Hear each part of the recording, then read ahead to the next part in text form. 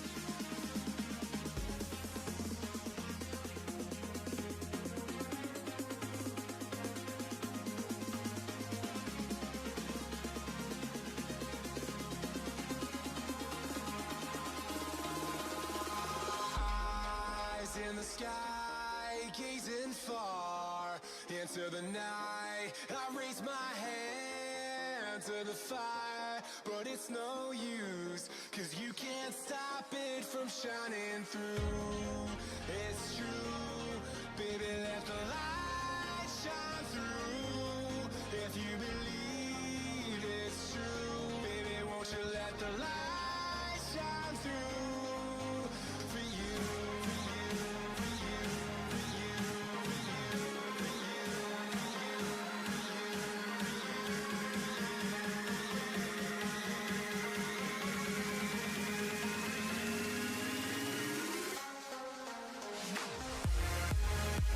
you.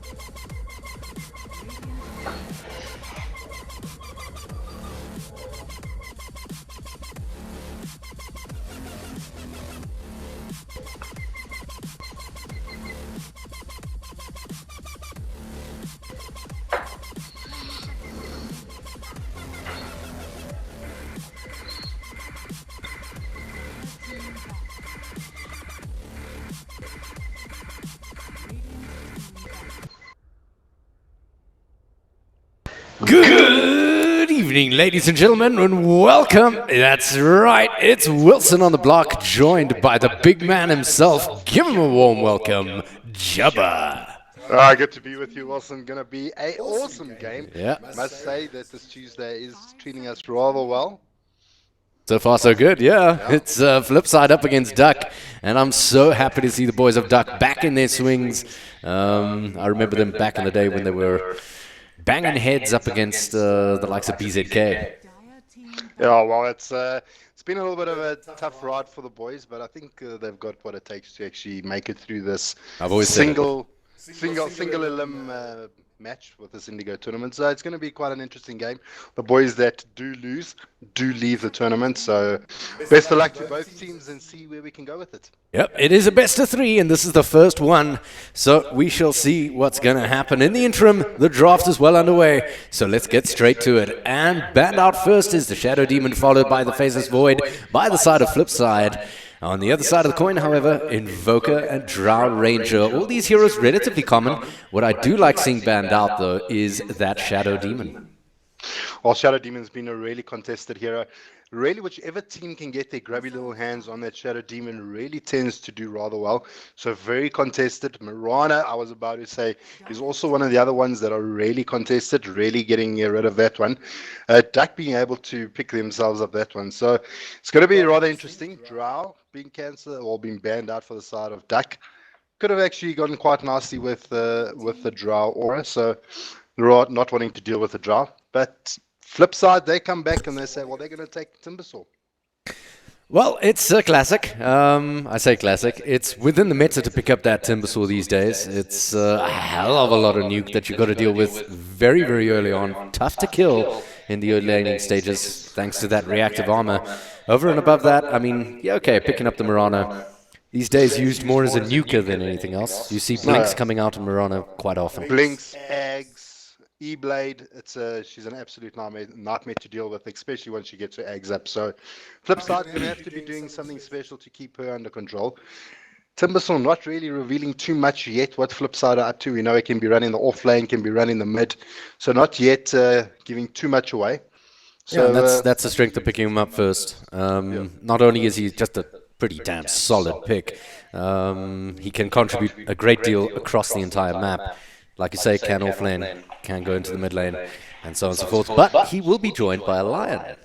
Yeah, well, I really love this hero. Really a top-tier support, I feel.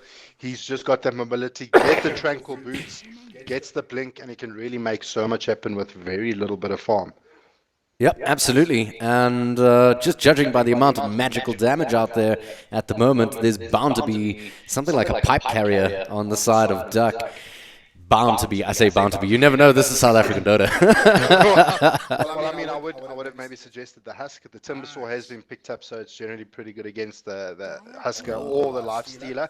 But Axe, I have seen DJ play this Axe, and I suppose it's going to be a DJ Axe, and he has been catching 2, 3, 4-man berserker calls on the enemy heroes and just does so much work. The RNG that DJ is able to pull out with this Axe, unbelievable. Yep, absolutely. I mean, RNG is everyone's best friend. But what I do like about the Axe is it's going to give Timbersaw something else to think about. If he does park himself in the off lane, Axe can always rotate on in. If he's a jungling kind of Axe. We don't know this yet, but just it's an option. It's an availability to them. So, I mean, that's the one benefit, is it gives Timbersaw something else to worry about, a nice hard lockdown in the form of the Berserker's Call. We'll go through just about everything. Yeah.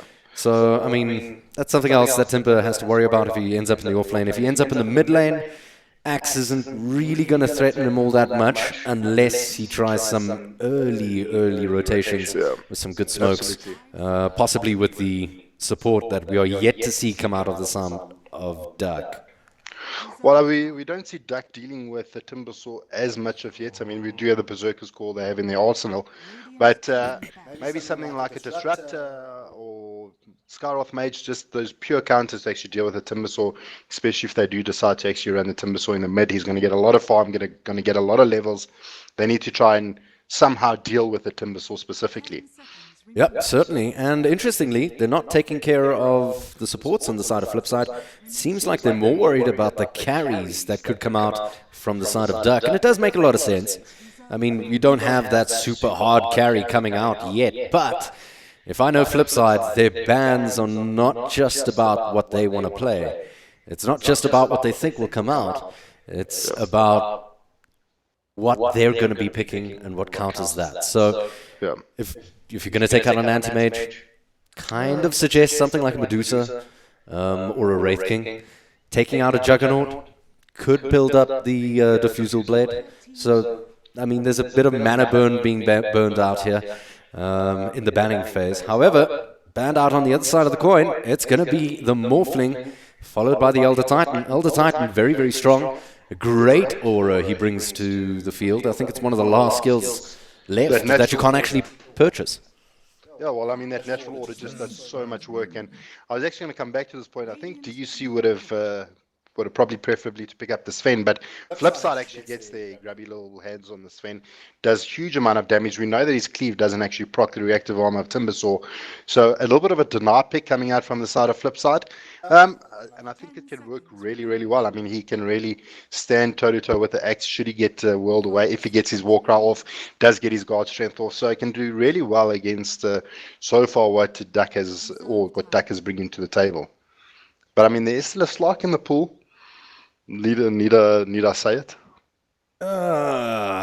Slark, okay, he's decent in this lineup so far. They've already got a fair amount of invis in the form of the Mirana.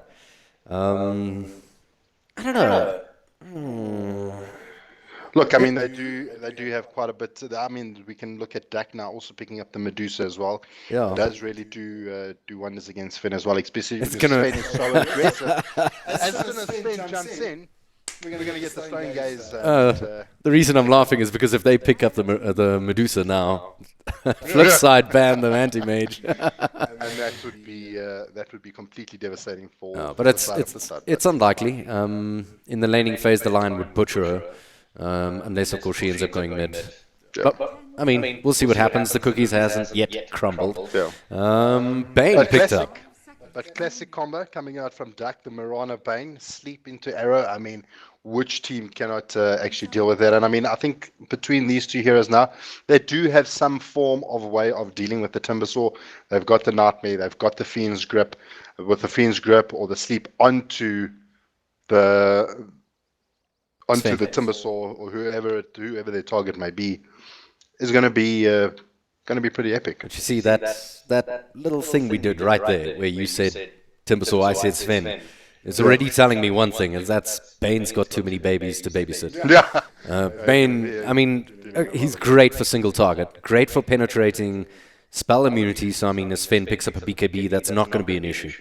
But he's very single target, and with an axe on your team, you'd rather get something that's a little bit more team fighty. Yeah. So the axe gets a nice monster blink call. 2-3 heroes, even if it's just two of them, it's good enough if you've got something that combos up with the team fight there. Obviously, when the axe jumps in, generally all hell breaks loose anyway. But the point is that the Bane's got a few too many things here to take care of. He's got a Nightmare, he's got a Fiend's Grip, but it's just not going to be enough. Well, what I'm really worried about now is with this Tinker pickup, they're going to be looking at trying to do a lot of split pushing. They're going to be looking at trying to push out all those lanes, risking a lot of things. But, I mean, at this point in time, they've picked up themselves a Ricky for the side of DUC. I don't know if they're going to have enough to actually deal with what Flipside's bringing to the table here. It's going to be an off-lane Timber that we now know is Tinker's been picked up. Going to be running the Tinker mid. So it's still a difficult situation. DUC is going to have to bring something massive to the table now to actually deal with the heroes. They've got enough lockdown in terms of dealing with the Sven and the Timbersaw, but now with the Tinker brought to the fray, I mean, as soon as he gets himself a sheepstick blink, it's going to be very difficult for the side of Duck to actually deal with. Yeah. Flipside, I feel, have the slight upper hand, but I've seen these kind of drafts before where you have Mirana, Axe, Bane, Riki. You've got a couple of combinations in there. A nice call into a smoke means they're done. There's very little that they can do. They can try and right-click, but they're going to be missing most of the time anyway. and Well, I've then also right seen at the it end does. you get your sucker punch in. Yeah. So I mean that's really what Duck are going to have to do here with this draft. Ricky, would you prefer to see him run as a core here? I mean, you've got Axe who's going to be soaking up a fair amount of farm in the earlier stages of the game. You've got the Murano who's going to be soaking up a lot of farm in the early stages of the game. Bane, obviously not all that much, but Riki, do you think the sucker punch is making the Riki the carry? Well, It's no, risky. I think they're gonna. It's very risky, and I don't think Duck would actually decide to actually play it that way. A gem or any kind of reveal will actually just let that go by.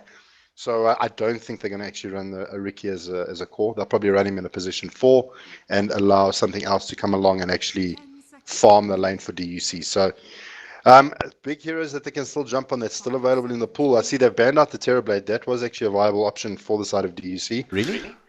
Well, they've got that so much right click coming out. As soon as they get Berserker's call off, I mean, there's going to be a couple of illusions from the Terrorblade. So also Diffusal Carrier could actually do a lot of damage to the Tinker as well as to the Timbersaw. So he could also cause a lot of devastation to the side of Flipside. And as opposed to actually denying his carry or denying the core pick, they just don't want to rather deal with something that actually can carry a Diffusal. But on the same hand, Duck has decided to pick them up. Spectre, also a good Diffusal carrier. So through all their bans, Duck still get their hands on 2 Diffusal heroes, even 3, considering you got the Ricky, Marana, and Spectre that can all carry Diffusal blades. So trying to do their best from the side of Flipside, if that was their intention, to try and get rid of that mana burn, to get that mana drain out, they've done it. Well, Spectre, super hard carry. Can get involved in the early stages of the game by simply picking up the assists across the map, making use of the Haunt. And I suspect with a lineup like this, she's going to have to be relatively active towards the early stages of the match. You've got yourself the Timbersaw, who will be happy to rotate with the Ogre Magi, who's just been picked up by the side of Flipside. And that means we are going to be kicking off in just a moment. Do keep your eyes peeled. Both lineups very dangerous indeed. And we shall see you shortly.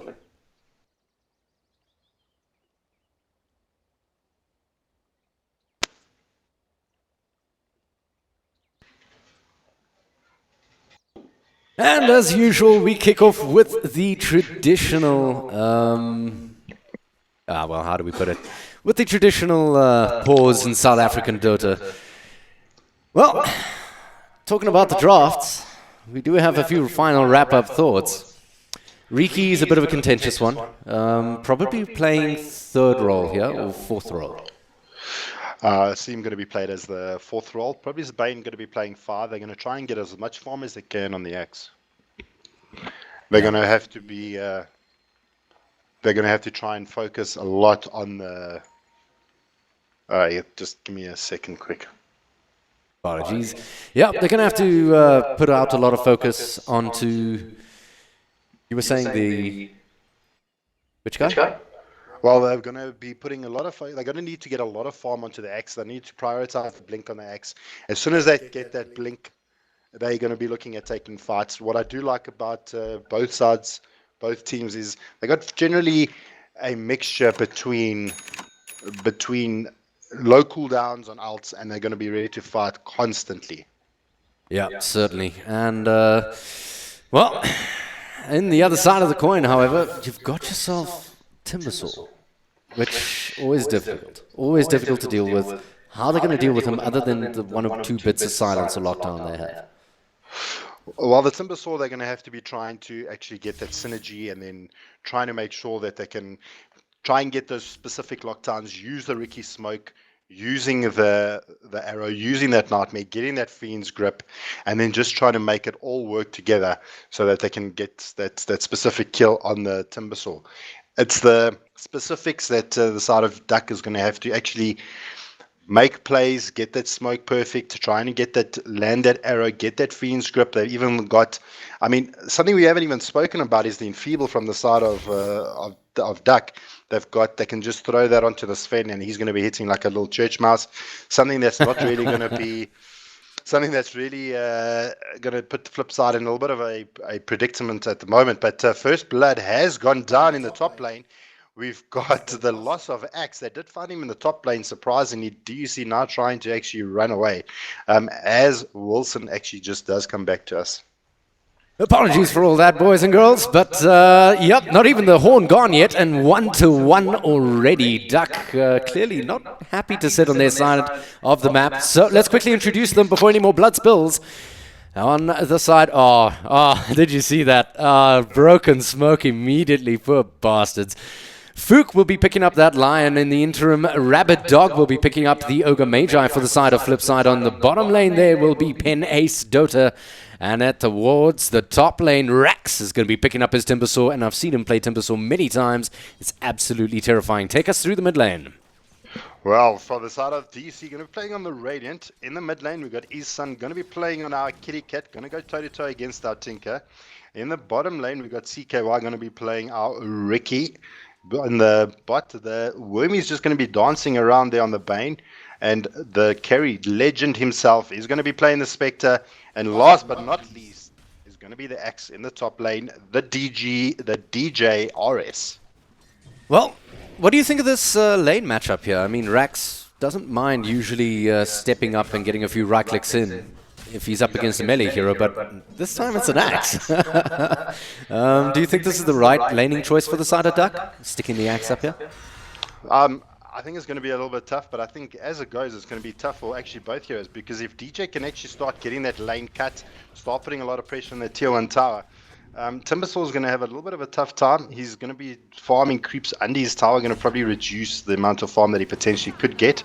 So, I mean, at this point in time, I think the escapability for the Timbersaw is actually what's going to actually win him the lane, if anything. DJ, he's just going to run in there, give him love, and then trying to make something happen. We can see a couple of the spins already coming out here as Rex is being slaughtered here by these helixes. Look, I think it's not the worst situation. He is also making use of the battle hunger to try and counteract the reactive armor, but ultimately, I mean, that stuff is just so strong. In the meantime, in the bottom lane, CKY gets spotted out, and now they know that the sentry ward is nearby. Oh, it's a pity. It's just not in range by just a tiny little bit. Nonetheless, out it goes, and now they know. 3 of them here towards the bot lane for the side of Flipside. They're going to try and babysit Pen Ace Dota quite hard here, knowing that the gank potential in the early stages of the game for the side of Ducker is rather substantial with both the Bane and the Riki in play. The Riki is probably going to be roaming around looking for that kill across the map. Doesn't have smokescreen yet on level 2. Well, I mean, there's going to be a lot of work that the supports are going to have to do to make sure that both their cores can actually get the farm that they need. And I think it's not going to be too bad a matchup here. It's going to be a little bit of a tougher time for the side of Duck to actually make something happen. They've got a lot of harass coming out from Flipside. They've got that ignite that just burns and slows the poor little enemies on the side of Duck. You've got that mana drain. You've got the earth spark. So there's going to be a lot of things that this poor Spectre is going to have to deal with. Although Duck, they're getting those pulls on, and they're just trying to keep this lane quite controlled here. Fook, he's just trying to make what he can at the moment, just spiking those little those creeps. Yeah, this is the danger of really making use of this camp in the early stages. On the side of Duck, I mean, you could just be setting it up for Sven, who will happily walk in and help himself to any stack that's out there.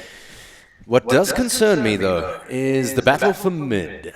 Now, Blackout Maniac is, for the most part, dominating this mid lane at 18 for 6, whilst Mirana is sitting still on her 8-2.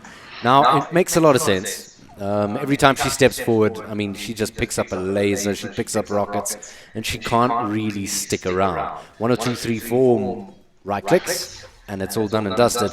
And he can't last hit, he can't really achieve all that much, especially since his mana pool isn't the highest in the early stages of the match. Yeah, it's going to be a bit of a tough lineup for the Mirana to actually sit toe-to-toe against the Ticker. That laser just does so much. It's got that blind effect. So even last hitting creeps is going to be quite a chore for her.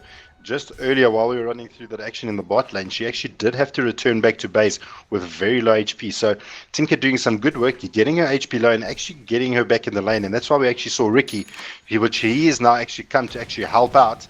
Yeah, but you need silence, man. They do try to make a move, but it's not really going to work out. CKY still looking for his level 3, likely going to sink it into the smoke screen. Has just picked it up. Yes, he does. And now Tinker needs to be a little bit more careful. If the jump happens from the Riki as the initiation of the smoke screen, that's going to leave him in a very tough spot.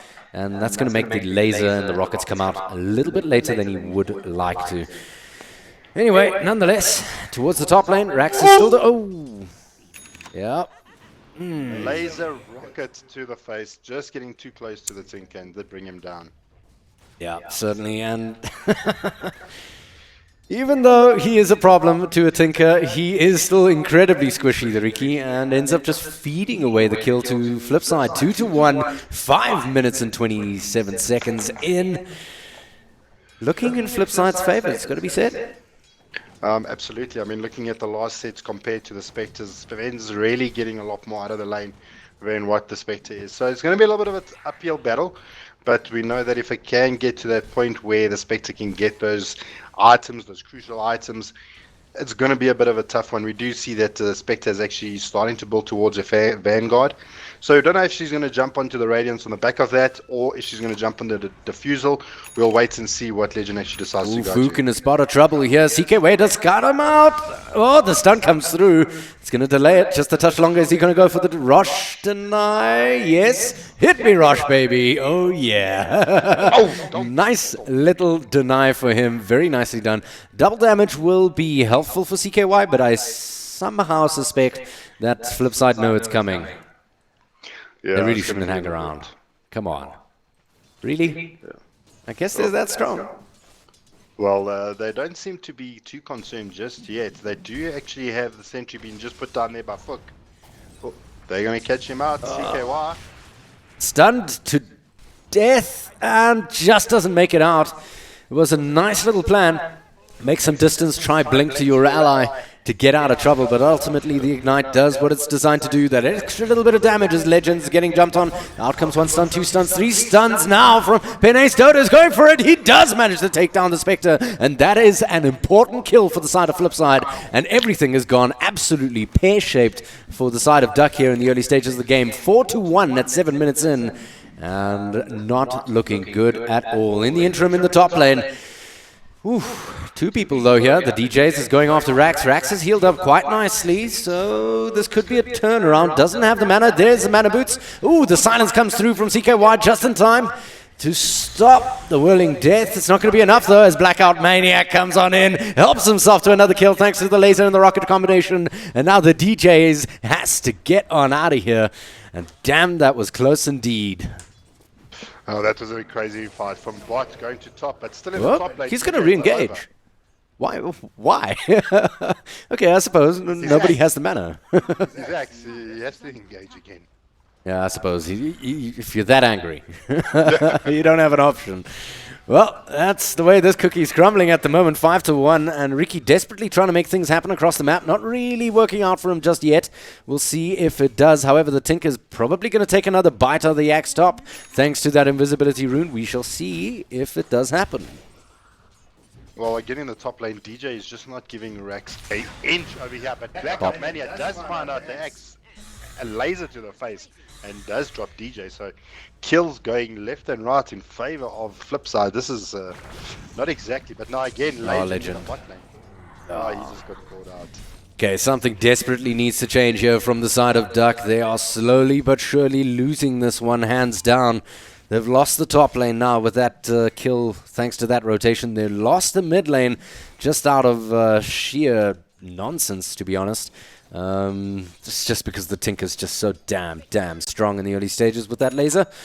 And they've certainly lost the fight for bottom with the Spectre having gone not once but twice now down into the deck.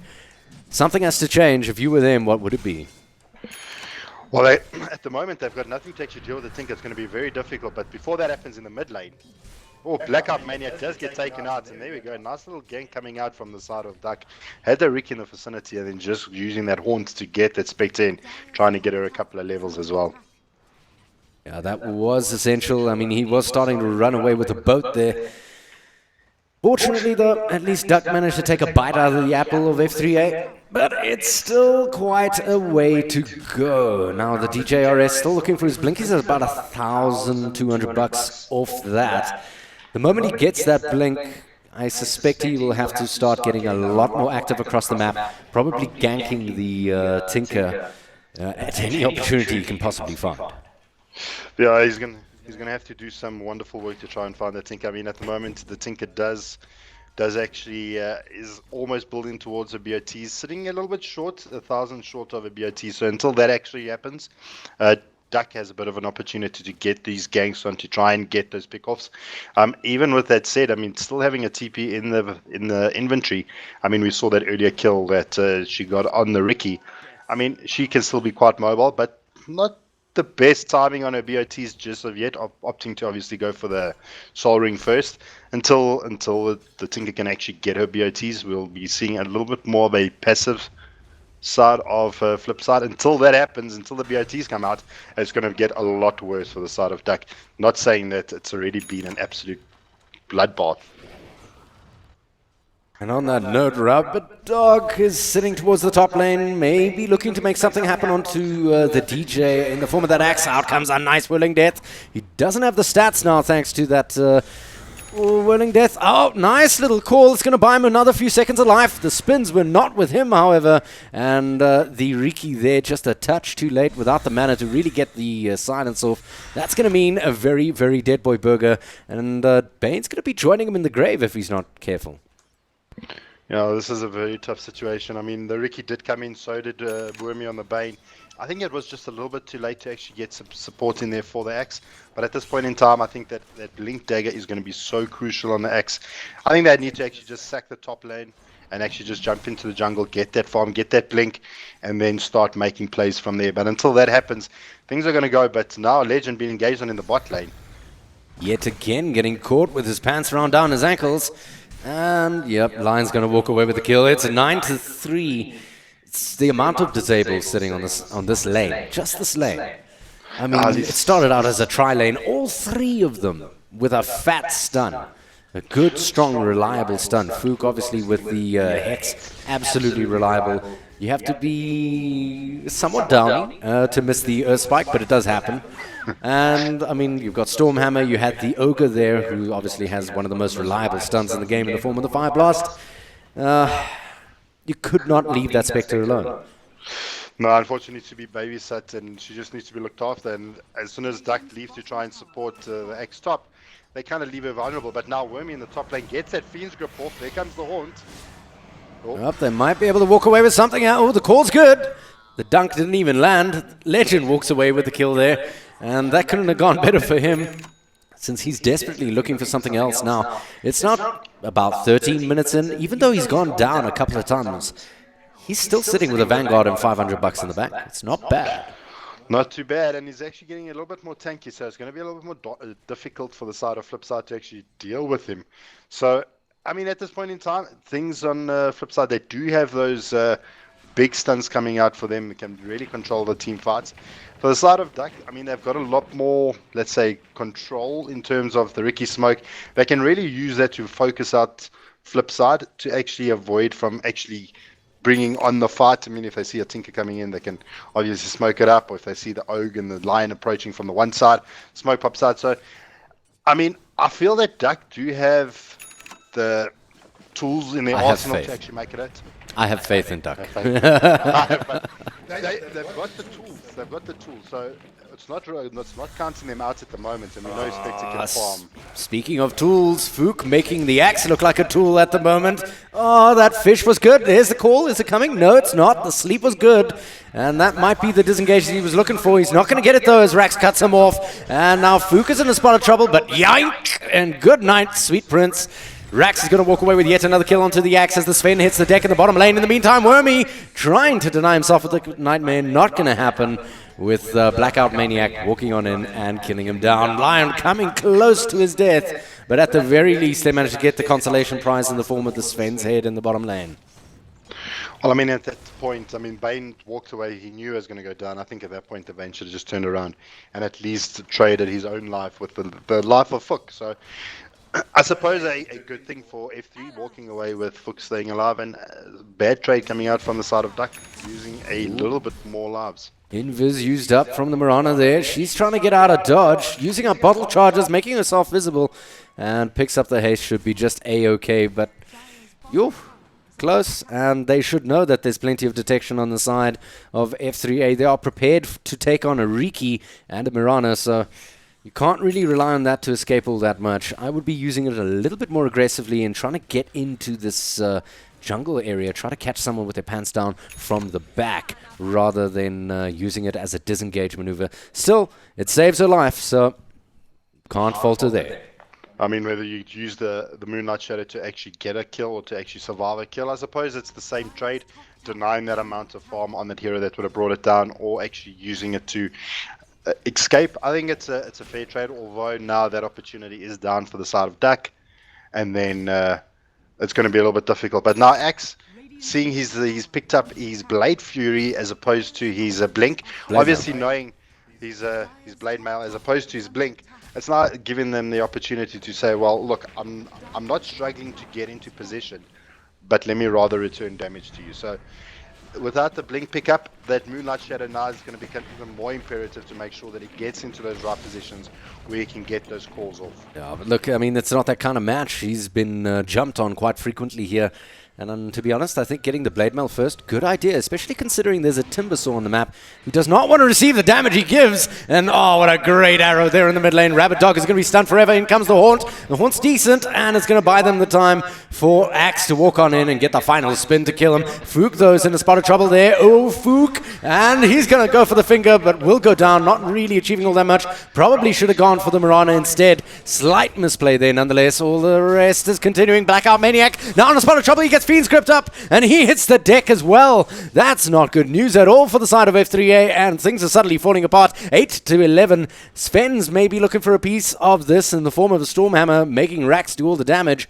They are going to spot out Legend and Wormy. Wormy getting close. He's going to get the brain sap off. Not bad. CKY going for it. The call is decent. It keeps him busy, and that is it. Down goes the Timbersaw. Another 277 gold going the way of Mirana, and god damn, this is what I'm playing for. Wow, those arrows, those fingers, that dispersion. I mean, when Line caught Spec in the backlines and then taking the dispersion to his face, I mean, that was damage just basically, Line basically killed himself, but the arrows coming out from Isan, unbelievable, on point, catching the Timbers. I mean, it was just unbelievable play coming out from Isan, just keeping his distance, ensuring he gets those mid-range duration stuns. So DUC starting to pull it together, and I think their timing was specifically on what the Axe could actually get and achieve. Yep. And it seems that Duck seems like they're pulling themselves back into this game. Legend in a spot of trouble towards the bottom lane. Out comes the laser. It's pretty decent. The stun is good. There's the Hex. Another laser. And bye-bye. No help for her. There's no tower for anybody to TP into. And that's pretty much just being out of position. Yeah, it's super unfortunate. I mean, they don't have any wards or anything in that area. I mean, to allow, 3 of the heroes to actually sneak up on you like that, that's kind of a bad situation to be in when they can just walk up and pretty much get a free kill off you.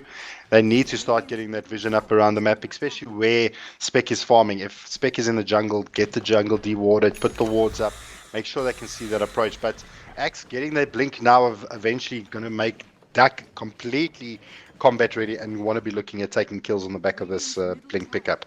Yeah. And Timbersaw, well on his way to his Bloodstone.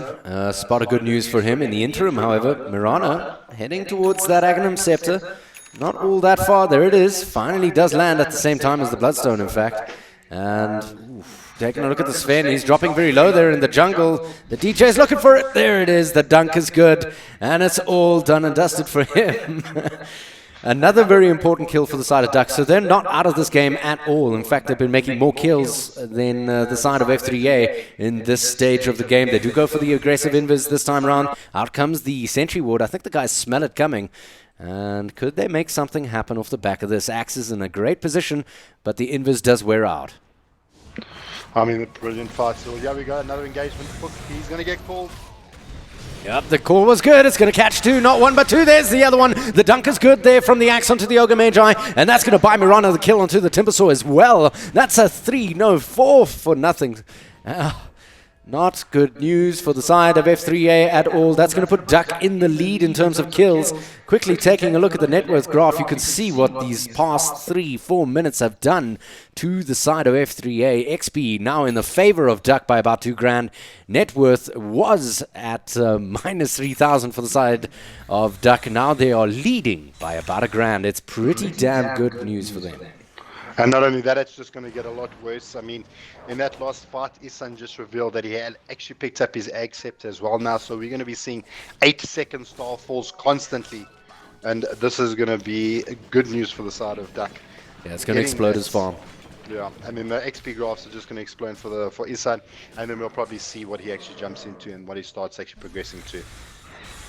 Yeah, certainly. Well, everybody kind of low, not really looking to take this fight. Out comes the arrow's going to connect onto a creep, and the March Machines is there. They're grouped up as 5, the side of F3A, as a maneuver to try and stop what's happening here from the side of DUC, trying to stop that kind of steamroll situation. Penes Dota getting a few good right clicks here on the mid tower. I don't think the side... Oh, that arrow coming so close. That was so close. I was saying, I don't think the side of DUC can really do much unless an arrow lands. No, unfortunately, the arrow just missing, but I mean, good work, good sidestep there from our Brian Banner on the X, dodging that arrow, almost catching him up, but not going quite deep into the side of the Radiant over here. X, Sven has actually got his blink now, so going to be able to close that gap a lot quicker as the follow-ups or as the initiations from his supports actually. The blink is good down here in the bottom lane. Axe does manage to get a good one and dunk. Good night, Sweet Prince. And now Legend's actually walking away with the assist goal there without having it to make use of the haunt. However, towards the jungle side, Wormy does get caught out, and they're going to turn this one around. Fook has to defensively use the Hex. The DJRS looking for the kill, could just opt for the Rage, doesn't get it off. Nice vision juking there from Fook. He's going to go for the stunt. Not much he can do, as the Axe does finally manage to get the kill thanks to the Blade Mail. Nice little use there. In the meantime, I saw the Bane taking down the Ogre Magi in the back. Yeah, that was Fiend's grip up, holding him in position, and now look at this. DUC going to take the stack that Sven has actually been pulling onto. Not a big stack, it's only a 2 stack that they've actually found out. Oh, Chakram does miss, but Wormy looks like he wants to try and make something happen here. They have the silence, that's good, and that's a world of damage there onto Rax. He goes for the deny. That's expensive in terms of Bloodstone charges, but it's most certainly worth it if you're going to be dead anyway. Don't know if he could have actually made it out of that. No, I doubt it very much. But also something as strength that we haven't even spoken about by DUC is the potential of the 4 heroes from the side of DUC with engaging without the Spectre gives them the potential that the Spectre can come in at any moment and just start wrecking when she's got the haunt up. So DUC is going to be playing around the haunt from the side of the Spectre, trying to get her farm up, sitting in the jungle. And I mean, with that Vanguard, she can now just sit and molest the side of the Dire's jungle and get what she can. Quite far deep in here, and Fook may be in a little bit of trouble. Oh, Fook. Oh, Fook. Oh, if only you knew.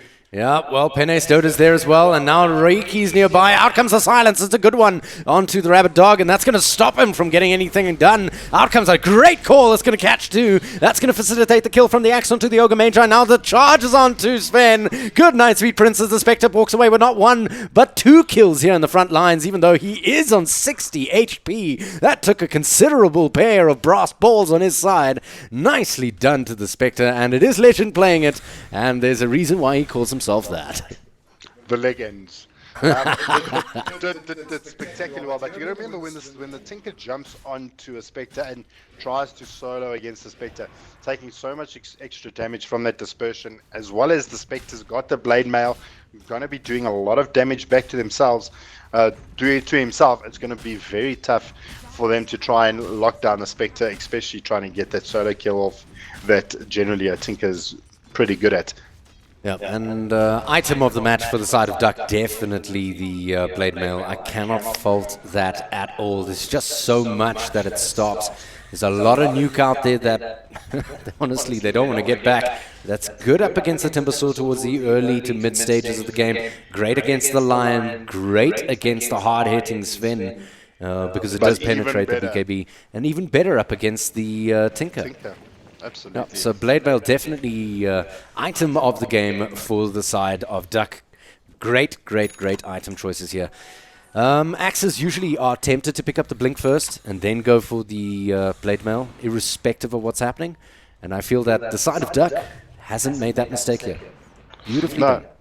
Absolutely. I mean, the Blink would have given them a lot more control in the earlier parts of the game, but considering how aggressive Flipside was playing, they were always engaging onto the Axe. So yes, the Blade Mail worked out perfectly for Duck, and especially getting that. And a little bit of a sleep going on here on the side of the Dire's secret shop. We've got the smoke holding the Ogre in place. Wormy just stuck around a little bit too long there. Had an opportunity to try and get out of there, but didn't quite make full use of it. Out comes the leap from his son. He's going to get out. Yeah. Okay, if he sticks around too long, Penace will take a piece of him. Nope, not going to happen. Still, people kind of lingering a little bit too long there from the side of Duck. And I really feel that F3A could have actually walked away with an extra kill there. They could have if they were a little bit aggressive. I mean, things haven't been working out the best for them. So obviously playing a little bit more safe, just hanging a little bit more back and just being a little bit more conservative. But Sven, still not doing too bad in terms of last hits, sitting top of the charts. I mean, he's got his Echo Saber, so he's clapping like an absolute monster. Now he gets that blink, he gets jumped on, and he's damaging a hero 2 shots when their guard strength is activated, doing so much damage. Probably building towards his BKB now. We do see that he's actually picked up his Ogre Axe. So yeah, Sven's going to soon be a big problem for the side of Duck. But on the same token, Spectre's already got the relic. She's about 1,000 off her Radiance, and that's going to be a big factor for the side of Duck. Who can reach the timing first? Depends who farms the hardest. Well, if you're going to go by farm, leading the net worth chart is basically the whole side of Duck at the moment. Top 3 guys all sitting on the side of Duck. That's going to be the Axe, followed by the Mirana, followed by the Spectre, who's actually just taken over. And she goes for the Haunts, sees a little bit of nonsense coming, and pops out, knows that the smoke is there, decides to get on out of dodge. Nice use, fortuitous use of Haunt there. Probably smelt something coming, given that she was all the way out of position and the side of F3A was nowhere to be seen. However, as I was saying, top guy on the side of F3A is going to be Penace Dota in the form of the Sven, which is good news, but he is still behind 3 of the cores for the side of Duck, and that's really what they're doing, is they're ramming that gold lead down their throats. They can come out with, there's your pipe of insight on the Axe, the right guy to be carrying it around. And that negates so much of the damage that F3A are designed to do. Oh no, in the meantime, in the background, out comes the arrow. It's not bad. CKY is still stunned up. He can't really get out. And oh, the chakram is not good enough. Axe walking away with not 1 but 2 kills thanks to that beautiful little call there. Riki will be hitting the deck as the Timbersaw does chop him down. Ah, Sven trying to man mode just a little too much. Picks up too much damage of his own as the Blade Mail comes through from the Spectre. And that should be the end of that. Out comes the arrow. Close to hitting Rax. Rax might have been the 4th kill here for the side of Duck in that engagement, but ultimately it's 3 for 1, and Duck are still bringing this one home 23-14, 27 minutes in, and damn, this is good stuff from Duck. I mean, that call, what did I tell you about his calls? Yep. Absolutely ridiculous. Catching 3 of the heroes from the side of Flipside, catching them, making sure they can't go anywhere, and then before you know it, the smoke comes down. We've got the Starfall from the Mirana just doing and malaying so much and doing so much work. She's also picked herself up a blink as well. She's also trying to negate a lot of the damage with those rockets that do come out. They somehow smell that they're around the area. Yeah, that was one hell of a psychic dust. I guess they must have had some information somewhere along the line. Oh, nice arrow onto Fook, and now Fook is fooked.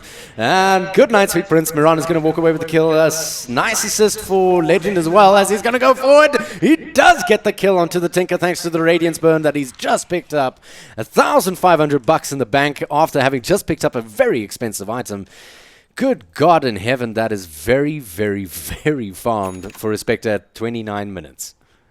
Well, I was really did really well. I mean, in the beginning part of the game, I was really worried that she was being focused a lot from the side of F3, really preventing her, really getting those ganks on, and it's really difficult. But she did it. She made it happen. She got the Radiance.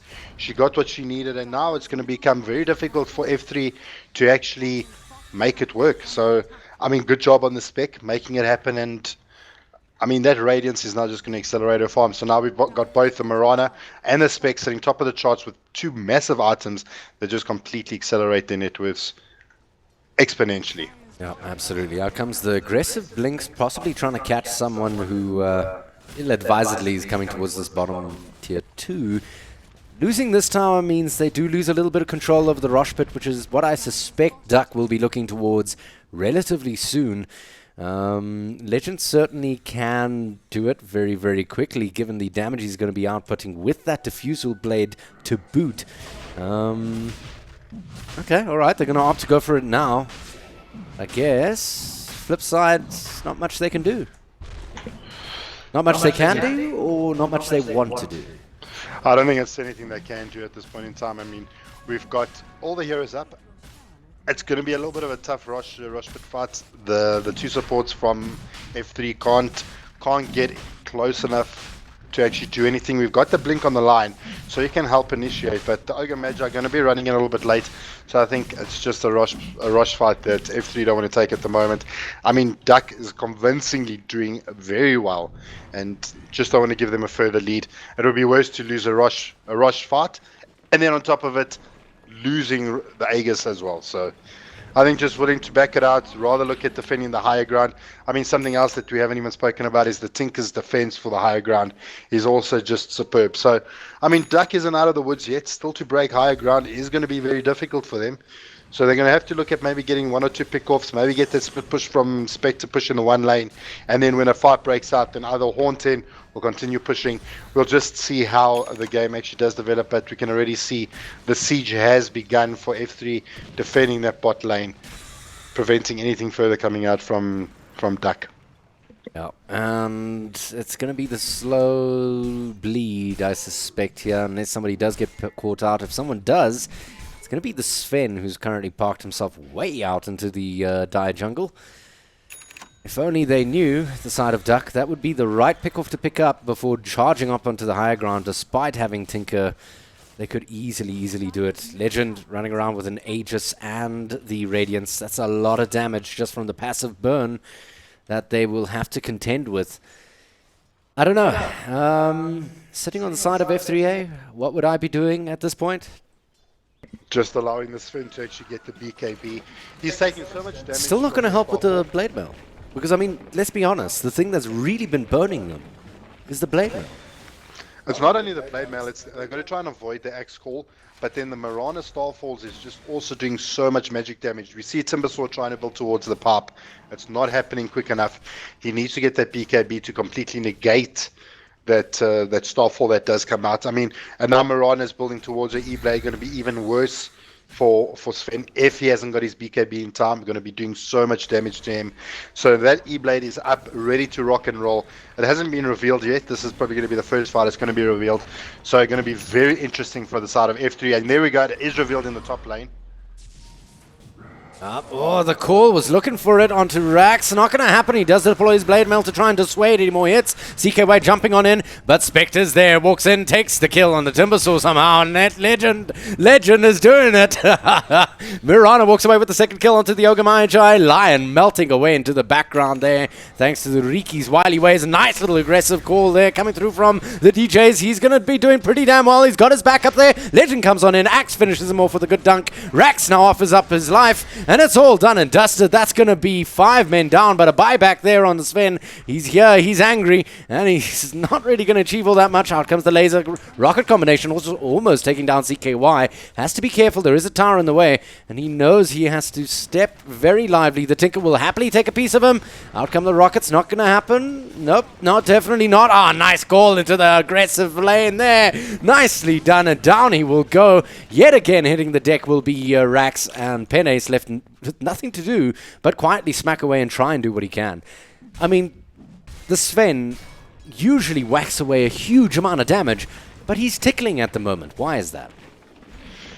Look, from the beginning part of the lane, Sven was really doing well with the support of his heroes and really getting the kill on the Spectre, but unfortunately not enough space was actually given to the Sven, or not enough prioritized, and he couldn't get up that BKB, which is so important for him to actually get something done. He had to bar back. He did have enough for his Mithril hammer, but couldn't make anything happen. So the point that he never got enough farm, not being able to jump in the forest, never got stacking coming out from his supports. I mean, I think I saw the one ancient stack being only stacked once or twice. Not enough farm, especially for a Sven. He had the helm of the Dominator. I mean, Dominator creep, get his supports to try and get that extra farm on him. And this is why Svens are picked, is because they can just accelerate their farm by jumping into the jungle, jumping into those ancients, and getting those quick. This is exactly what I would do. Sorry to cut you off. This is exactly what I would do if I was F3A. I would try and make the best of a bad situation, get that pick off. You see one guy down towards the bottom, and you see the axe towards the top. Likely they don't have the lockdown to really deal with it. I think Ishan knows there's a little bit of nonsense coming. Out comes the Haunt, immediately spots out the smoke. God, these guys just have a sense of where the side of F3A are, and down will go the line very quickly, followed by the Tinker. It's just Legend and Marana at the moment. Now they joined up by the DJs, but he hasn't quite had an effect just yet, and this is it. It's 4 down. It started as 2 versus 5, and they cannot do a damn thing. GG, well played is absolutely the call. Nicely done. The Spectre just getting too damn big, and that's going to wrap game 1 up in a nice little nestled egg for the side of DUC. It's unbelievable. I mean, we saw one hero for the side of DUC in the bot lane. We saw F3 congregating like a swarm of flies, and before you know it, the entire squad from DUC was in the bot lane, and it caught F3 completely off guard. And I think that was pretty much murder she wrote. Yep. So that wraps up game 1. Do join us for the post-game discussion. We will take a look at the stats on the stream at Jumper Gaming. So we'll see you shortly. Cheerio for now.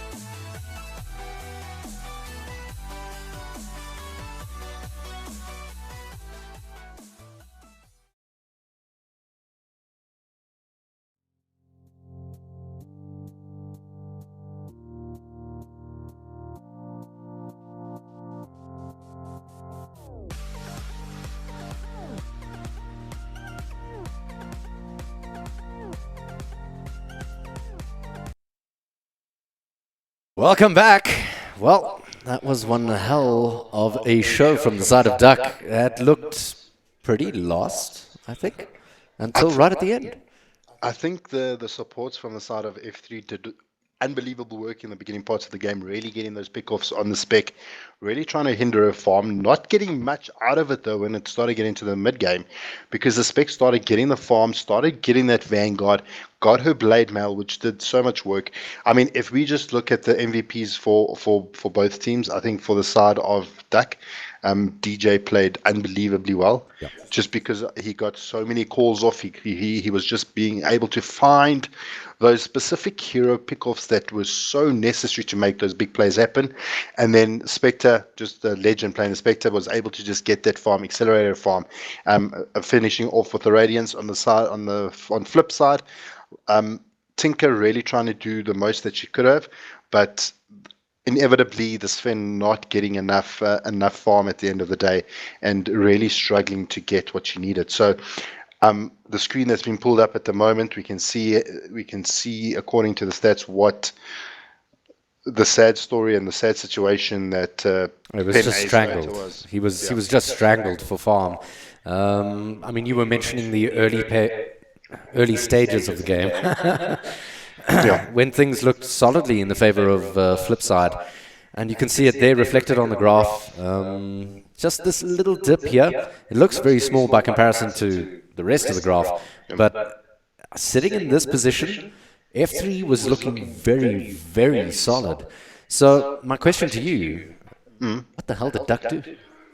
Other than just buy blade mails. I think the biggest play that actually changed Duck's graph over there, that point where that actually changed was when Spectre actually reached to level 6, haunted in for a kill in the top lane with DJ. Even though the Tinker did get the kill on CKY on the Ricky, was still able to do enough damage to actually start getting those items that the Spectre needed. She was never by any means the most farmed hero.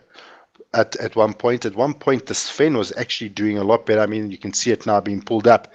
At the 20-minute mark, we've got Sven sitting at the top of the charts. I mean, until then, everything wasn't going in favor of Duck, and then all of a sudden you had your big cores starting to explode. We got the Ags on the Marana, we got the Radiance on the Spectre, we started getting the Blade Mail and the Blink on the Axe.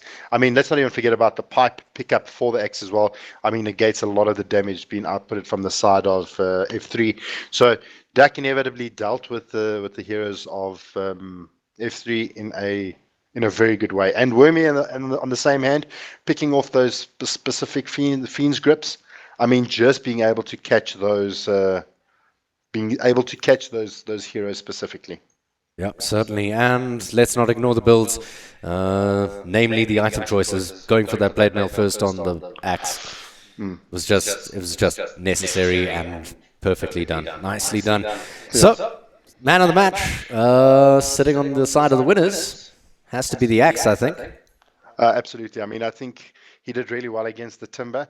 And the item choice, look, I wasn't really convinced on going for the Blade Mail first. Yeah. Thinking that if he went for the Blink first, he could initiate a lot more with the Marana's arrow, could get a lot more setup for his team. May have hindered him in a certain way, but considering how the laning phase and how everything went, considering that F3 was actually more of the aggressors going on the Axe, it actually turned out in his favor that he went for the Blade Mail first. So just felt how the game was going, and choosing to go for the Blade Mail first worked out to their benefit. All right. Man on the match of the losing side for this game one.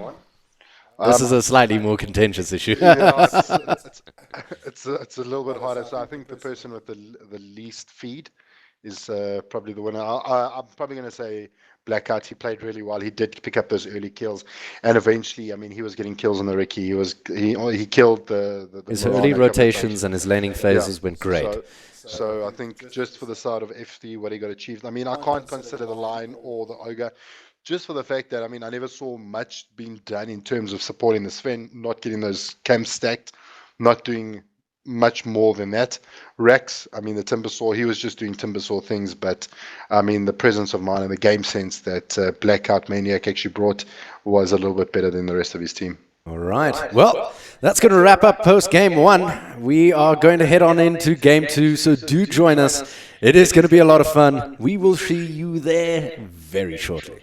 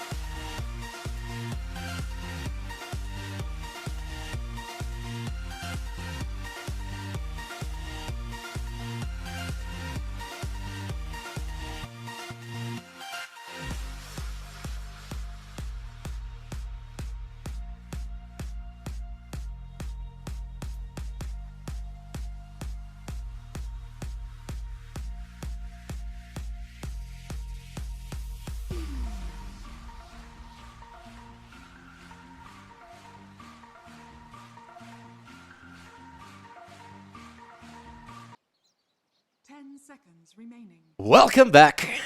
One hell of a game one. Solidly in the favor of Duck right there at the end, and definitely showing serious teeth for the side of Flipside. Good golly. Gosh, my friend. Jabba? That was it was a really hesitant beginning part of the game for Duck. I mean, F3 looked in a very strong and dominant position.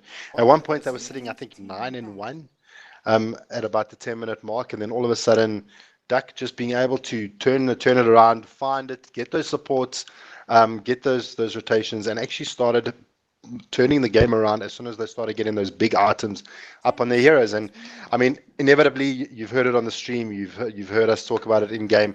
I mean, F3 did really well in the early parts of the game. Unfortunately, letting it go a little bit to the wayside towards the mid and late part of the game. Yeah, certainly. Well, the next draft is underway. Let's have a look at what's going to happen next. Clearly a little bit of respect coming out this time. As both the Shadow Demon and this time the Mirana taken out by Flipside Tactics South Africa.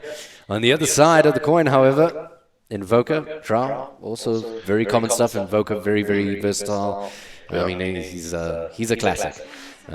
Very difficult to deal with because, I mean, he can basically spec into anything into right click. He's got a passively beautiful escape in QQW, the Ghost Walk. And Drow facilitates wonderful early pushes. And here's a hero that we see often coming out, and that's the Faceless Void. Well, I mean, considering that they did go with those certain bands, it did actually open up the opportunity for the Faces to actually be chosen. And we've seen how strong that generally Faceless Voids can actually be being played in that utility position, getting that blink, setting up those specific situations for their team. And I was generally well coupled with an AA and Elder Titan, but Duck coming back with the Axe Call, they know how much it did for them. And obviously F3, knowing that the Mirana was actually the blow to the head, managing to actually get the X for themselves. I mean, if you missed the first game, X was doing and catching 3-4 men berserker calls at one go. So Duck making sure that they get the X in their pocket, always ready to fight. I find the way Duck plays is they always want to fight. They always want to fight, and if they can make that happen, all the better. I actually had that impression from Flipside as well. I mean, seeing them play in other tournaments, not just this one. Well, I mean, they had the ultimates from the Sven that they really needed to work around. That made it a little bit more difficult for them to actually constantly fight. He would be farming otherwise, and during that downtime, during the God Strength downtime, wasn't really getting much for it. I mean, he did get his Echo Saber, did get his Dominator, struggling to finishing off his BKB. He did also have his Blink, but just not being able to get that BKB, which ended up being the nail in the coffin, as you would say. So being a little bit more difficult for them. I mean, now with the Faceless Void gives them a little bit more setup, and with the Oracle pickup.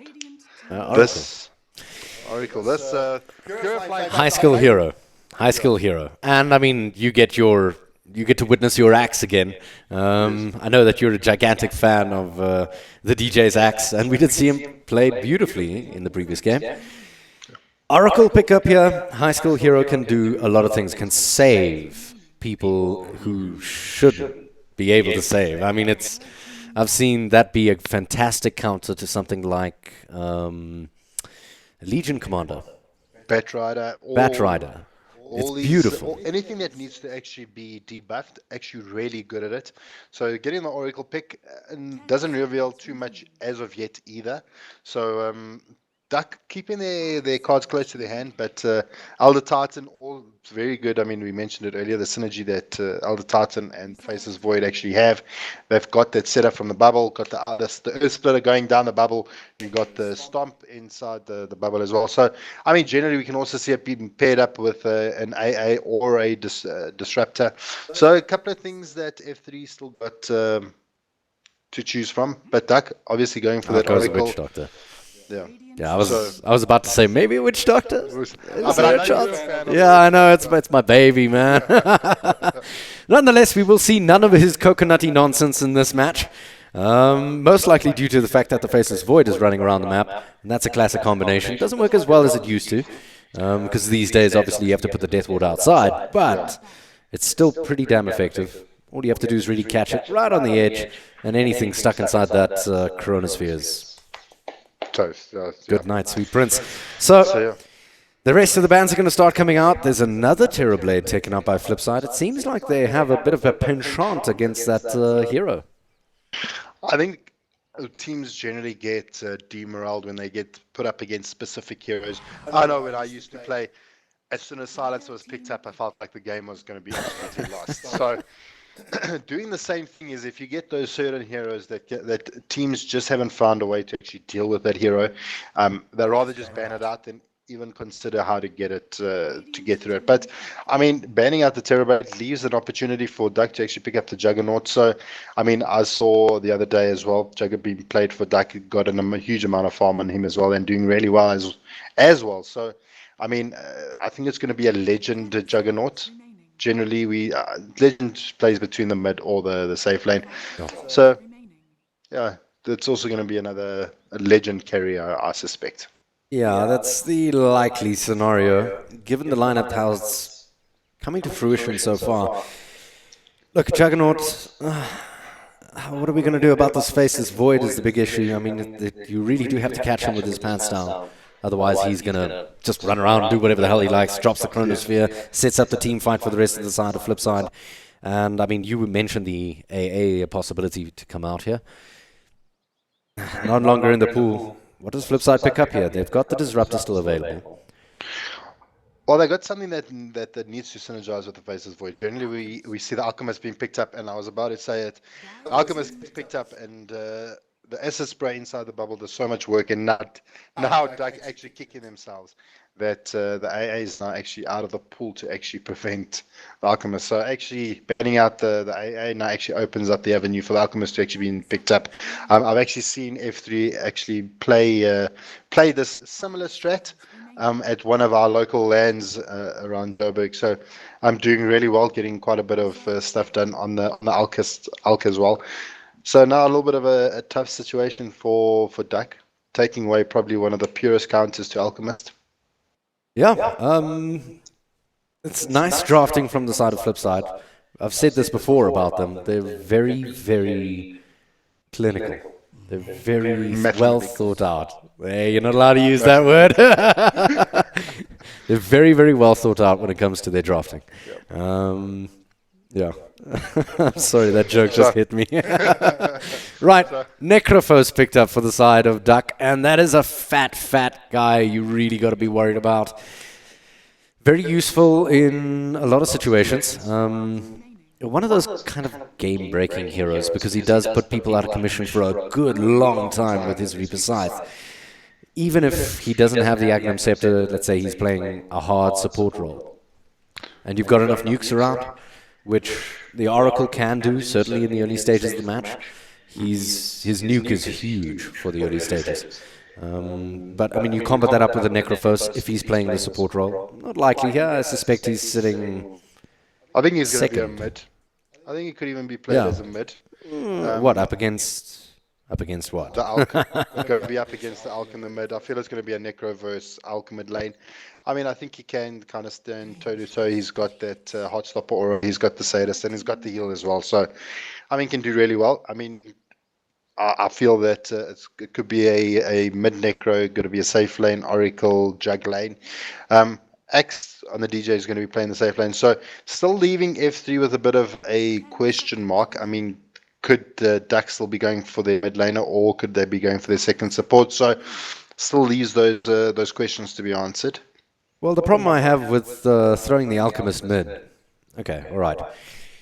If you leave the Alchemist in mid lane, DUC can pick up something else that would be a little bit problematic for an Alchemist. However, if he does go towards one of the lanes, you just throw the axe towards him. Yeah. I mean, the problem is really here is the axe, which kind of puts the Alchemist on a... Where am I going to go? Can I just say Darks here could actually be quite a strong pickup here for DUC. I mean, we're looking at 3 melees for the side of F3. Yep. Even if they actually send any of those heroes into any of the lanes, we can just send the Darks here and then can actually cause quite a bit of problems for F3. So Don't you think that's a bit of a greedy lineup? Okay, alright. If you do pick that up, Necrophos immediately picks up the 4th role support. Where he's still bloody useful because, I mean, as long as he's got levels, the Reaper Scythe is going to do what Reaper Scythe is going to do, as long as somebody else is doing the damage. The problem is that you're relying on somebody else to do the damage, but... I mean, if it's not a Darkseer doing it, then I need something to actually get down. So then again, it puts us at the position where we're looking for maybe put Necro in the support role that you're saying, and look for more of a nuker kind of scenario for the mid player. Is that your thinking that I need to actually find something that can actually get the Alchemist to half HP, can then actually do it? Because I mean, looking at the side of F3, I mean, at the moment, there's still a Tinker in the pool. There is still a Tinker. Ooh, Weaver. I mean, look, we've got the Weaver going to pick up the Lincoln's going to be an absolute nightmare for the Reaper Scythe. But I mean, obviously the priority is going to be the Alchemist. But now to try and actually keep the Weaver under control is going to be very difficult. The Oracle's Fortune's End takes a little bit of time to actually cast. It's going to be very difficult for them to actually lock down the Weaver. They're going to have to find something. Okay, well, they'd have responded, and with the Bounty Hunter, going to give them that cash inflow. But it's going to be a support bounty, going to be a mid Necro support Oracle, DJ on the X, going to be Legend on the Jugger. So it's going to be the lineup we suspected. And coming out from the side of F3, we're going to see Alchemist mid. So it's going to be a Necro Alch mid. Loads of fireworks, I guarantee you that, boys and girls. We're going to disappear off the draft screen now, but we will see you in game very shortly.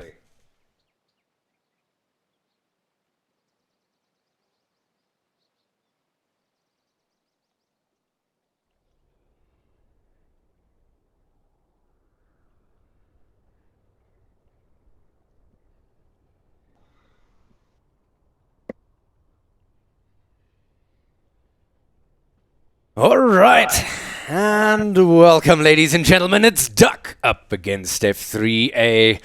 And Duck obviously have that one game in the bag, so to speak. They've walked away with game one. They're looking for a repeat performance. And let's introduce you to the teams. Legend will be picking up the Juggernaut on the dire side of the map for the team of Duck. Wormy on the Oracle, who did play a pretty decent Bane in the previous matchup. In the meantime, the DJ is going to be picking up his axe, and Jubba's jumping for joy behind the mic here. CKY in the meantime on that Bounty Hunter. And that's going to round it up. Other than, of course, the last man, but certainly not the least for this lineup, will be that Necrophos on Isan.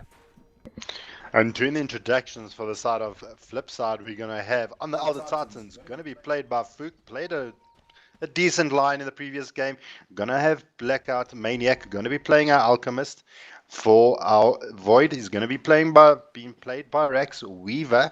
Going to be jumped on there by Pen Ace Dota, and Vengeful Spirit going to be played by the Rabbit Dog, and that is going to conclude the lineup for Flipside. So before the action really starts, I mean, the Indigo tournament going to be an elimination series. So far, looking at a little bit of a problematic situation for Flipside, as DUC is up one game thus far, and it could mean Flipside going home if they do not bag a win for themselves in this game. Yep, certainly. He does reveal he's nearby, the Bounty Hunter, by letting it expire. Fook is positioning himself. They do want to give Blackout Maniac this bounty. He's not going to be able to get it. CKY is going to walk away with it. However, he does get slowed up. There's the stun from Rabbit Dog. It's not bad. Out comes a nice little lockdown from Wormy, and that's going to disengage the entire fight. CKY is going to be kissing somebody's buttocks by the end of this match, and I'm not going to say whose. The DJ RS, in the meantime, not able to sneak out the bounty rune towards the bottom lane, as it does go towards the Necrophos. So that is a big deal for the side of Duck, as both of their players on their team actually picked up the bounty rune for themselves. So nice little gold advantage for the both of them. A little bit of a disadvantage for F3. We really know that Alchemist needs that bounty rune in the beginning. Gives him 400 gold when he does get that bounty. Would have accelerated his bottle a little bit. It's put him on a little bit on the back foot now. So sitting around about 200 gold away from his bottle. Going to be a little bit of a problem for him. Yeah, certainly. Well, this is the right laning choice, I feel, for the side of F3A, putting the Faceless Void up against this dual lane of Juggernaut and Oracle. They did want to make use of the combination of Fortune's End to lock somebody down for an absolute age of man, and there he goes. Legend gets a nice load of damage there with the spin, but it's not going to be working on Rax on the Faceless Void, as the Time Walk will just negate the entire strategy altogether. Now, that's going to mean that this Faceless Void will do okay here in this off lane. Shouldn't be all too damn worried. In the meantime, Fook is stuck babysitting the mid laner for the side of F3A in the mid lane, and I don't know, it's a little bit messy. Towards the bottom lane, however, Axe is dropping so damn low, and I suspect that was off the back of a nice, cheeky stun into a few right clicks, but I mean, ultimately, that's an Axe you're trying to jump. I don't see you winning that fight right away. Axe is very difficult to deal with. We saw in the early game, I mean, DJ really loves playing this hero. He really loves these aggressive heroes, so going to be a little bit tough. But if you just jump to the middle lane, we've got Fook actually retrieving the bottle for his team Alchemist, worrying about that courier snipe from CKY. So just as well. Nice little bit of game sense coming out from Flipside, just preventing that little courier snipe. So, I mean, also something I'm looking at between the drafts here, F3 got a lot of damage dodge, if I can say that. I mean, they've got the Weaver that's got the time lapse. We've got the Void that's got his time walk. It's going to make things very difficult for Duck to actually deal amount of damage, do an amount of damage, and then have to deal it again, because there's just not enough to actually deal with it. So it's going to be a little bit more difficult. They're going to have to focus on their targets, specifically ensuring that they can actually get those kills down. But I mean, Necrophos doing really well up against Blackout Mania in the mid lane. I mean, he's sitting with the 3rd HP against Necrophos. Oh, but a little bit of a catch attack does catch CKY as well as Isan. Well, I suppose just a little bit of rotations coming in for both teams, yeah. Yeah, there's a little bit of fondling from both sides. It's to be expected here in the mid lane. I mean, they're bound to be relatively active towards the... oh, no, bottom lane. They're going to exchange kills here, and the first blood going the way of the Vengeful Spirit. That's a spot of good news for the side of F3A. However, he does manage to take down the Weaver, does the Axe. So that's going to make things nonsenseful. Oh, no, in the mid lane. Necrophos taking the spill, obviously sticking around too long, picking up the Echo Stomp and a world of damage from the Acid Spray as well.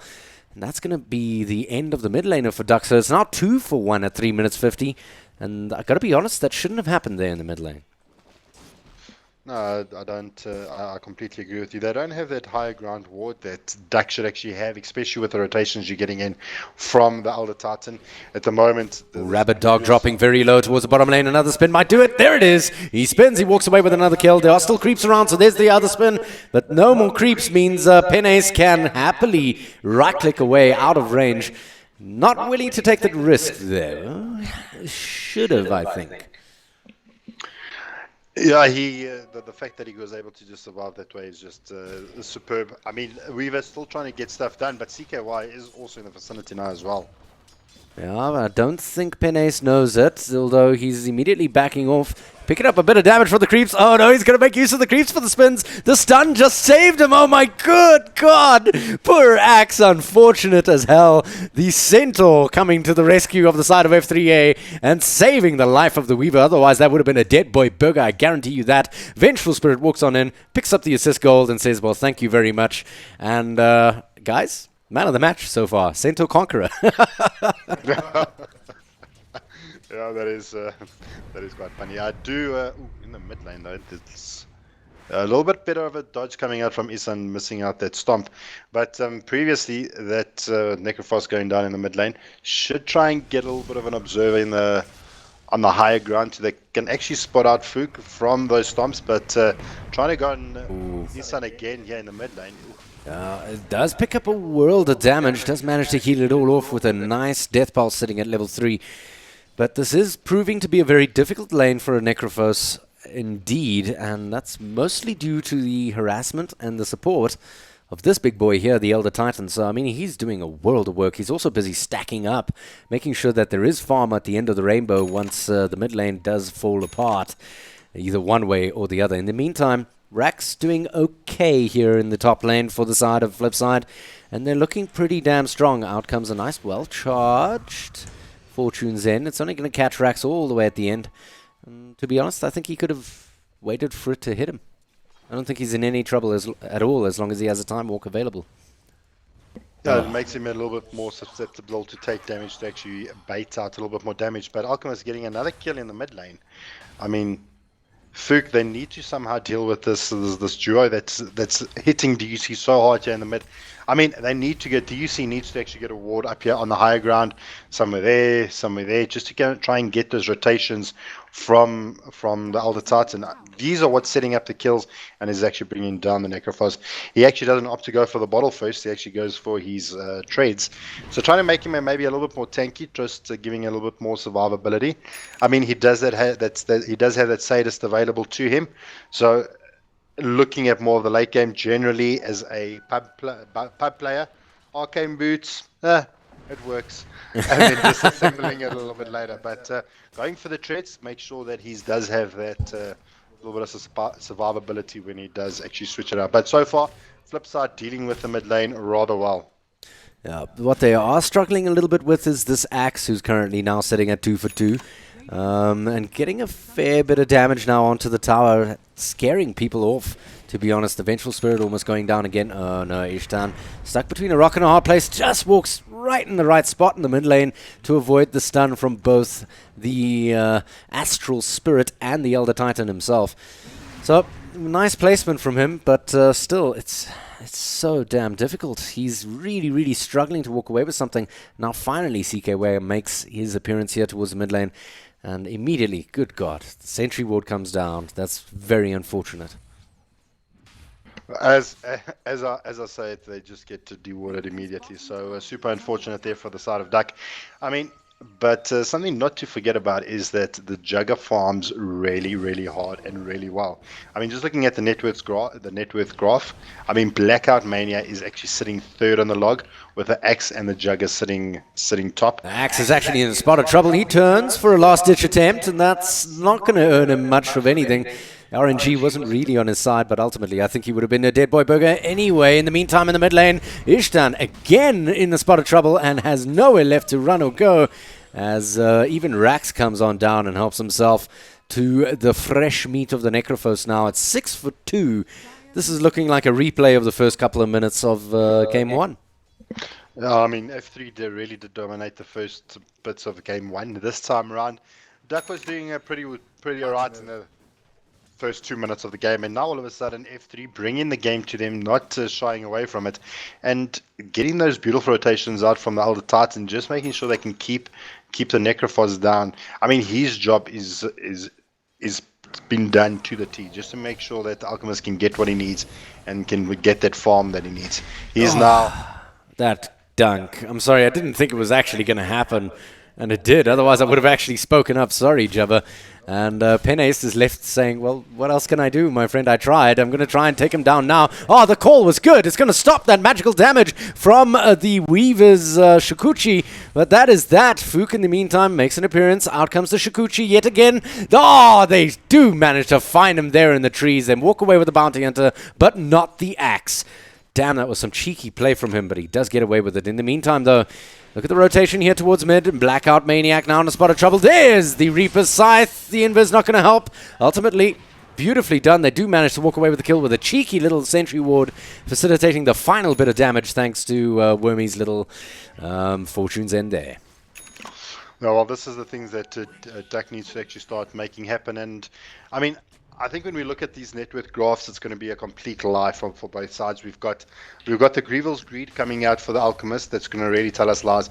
Then we're going to start seeing the track coming online as he just reaches level 6 now as well. So the Bounty is going to be supplying a lot of gold for the side of Duck. We've got the Alchemist that's going to be supplying a lot of gold to himself. And it's going to be very, very difficult to actually control what's going to be happening in the net worths very, very shortly. But Alchemist, he's starting to pick up in terms of net worth, just sitting below the Jugger. But when it comes down to it, and you've got a Jugger versus an Alchemist, how do you feel that matchup will actually go? Jugger versus Alchemist. It really depends on how farm that Alchemist is.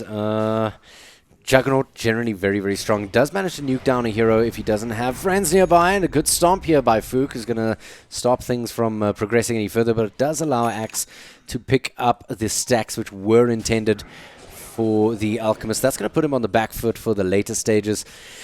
It's actually pretty damn good news for the side of Duck that he's mopped up all these stacks here. I don't know. Look, Jugger versus Alchemist, it really depends on the engagement. I mean, it might sound like obvious news to say, but it always depends on the engagement. Oh, Rabbit Dog walking into a very tough spot, and there's Rax. He's going to walk on in. Oh, the split earth is beautiful. It's going to catch them both, and Wormy, about to die, does use the Fortune's Head on it. That's the end of that. He will be going down eventually. Fook, in the meantime, hits the deck, not only to a dunk, but also to a Reaper Scythe. He's out of commission for a good long time. Now the chase is on for the Axe. He should be A-okay to get away, and that should be the end of that as long as CKY doesn't show his face too close. Nope. The DJ is in the middle of it, goes for the dunk, and says, well, screw you two. I don't care that I'm going down. I'm going to do whatever I can in the meantime. Yeah, that was I suppose a bad situation for both teams, but I think F3 is just walking away with a little bit more. So, I mean, it is good that the X is getting those rotations, clearing those stacks that actually done in the Radiance junk. So very good team. We see he's also going for the blade mail build again. So opting to actually postpone the blink, going to give his team a little bit more of an opportunity to actually get those certain opportunities arrived to himself. I mean, as it is, F3 is such an aggressive team and taking advantage of that. I've seen DJ play his X previously and normally favoring his blink first, but realizing the aggression coming out from F3, obviously opting to just make sure that if he's going to go down, let me deal as much damage as he can. So, I mean, with that said, we'll see if and how long it will take for him to actually get to that blink. But also now just looking at Blackout Maniac's item progression now as well, opting to go for the armlet first as opposed to rushing straight for his radiance.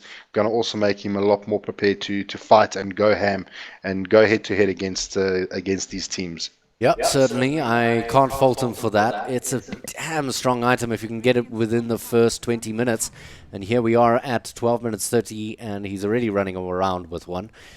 We'll see what the side of DUC have in response. I mean, the Necrophos has had a particularly rough game, sitting with $1,700 in the bank. So, I don't know. What do you think could be coming out from him? From, sorry, which hero were we talking there? The Necrophos. The Necrophos. You've got a couple of options that really just make him so much stronger. Considering that the Null Talisman has been picked up, we can probably see that it's going to be a Veil of Discord. Probably deal 30% more damage on his heal bomb. Going to deal a little bit more on his Reaper Scythe, as well as any other magical damage that does come out from the rest of his team. We've got the Purifying Flames. We've got the pure damage coming out from the Axis Helix towards the bottom lane. Sorry, this is starting to become a party. Fook walking into it, and he does get dunked with the nice little bounty gold going his way as well. Now he is trying to make a hasty escape. There's Weaver hard at his tail. Can't quite catch him. It's not too far though.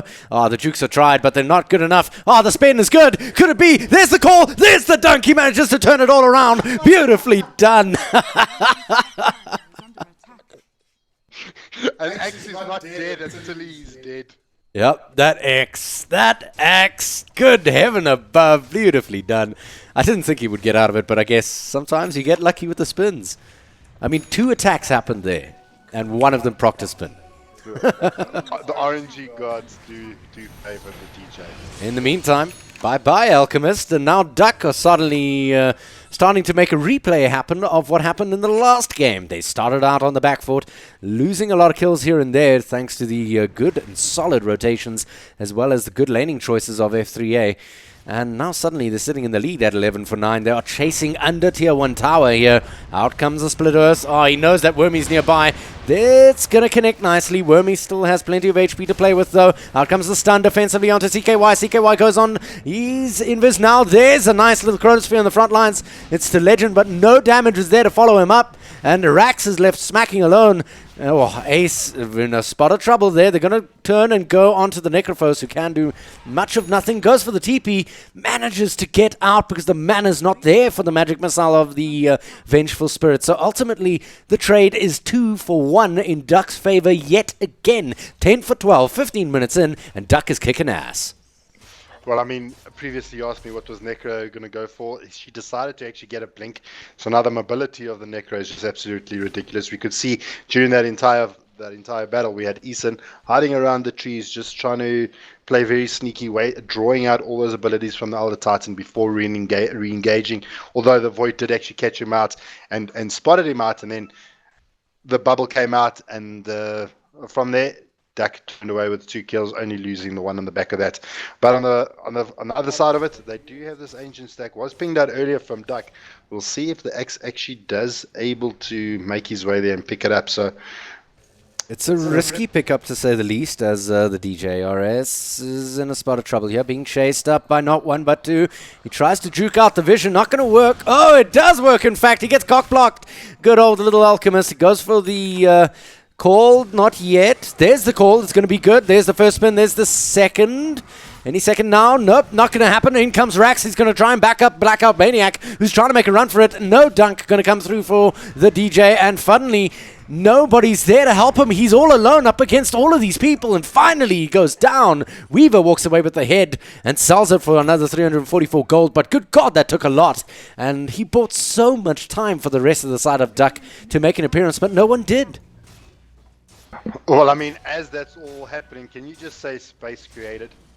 Because as that's happening, you've now got Legend taking down that ancient stack.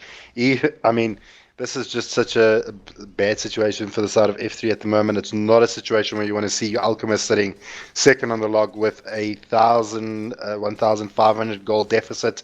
So, I mean, it's a very, very tough situation. We've got the rest of the DUC players above the majority of F3. So, I mean, in terms of net worth, I mean, we've got all kill going here to the Elder Titan picking up the bounty kill, being a little bit cheeky, I think, here in the mid lane.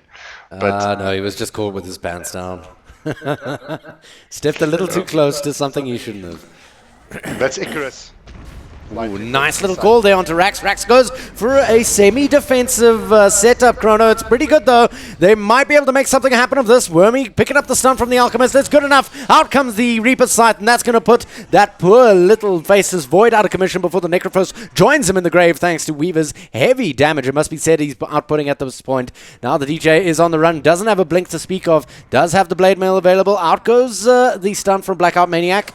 There's the call. That means he's going to stun himself. Nicely done, making use of the game the way it's meant to be. And the Blade Mail popped, but a little prematurely, I feel. In the meantime, Blackout Maniac trying to make a run for it. That Battle Hunger chewing away at his HP. He's trying to honor toggle it, but that's only going to benefit the dunk from the axe. Is it going to happen? Doesn't need to. It's going to finish him off, that Battle Hunger. And that's the end of the Alchemist for now. Another 18 minutes by, and then another few kills roll on in. 14-14, evenly matched at the moment, DUC and F3A. However, taking a look at the graphs, I can guarantee you DUC is in the lead. You've got about a 5,000 XP net lead for the side of DUC. In terms of net worth, it's even worse, and you have the Alchemist on your team.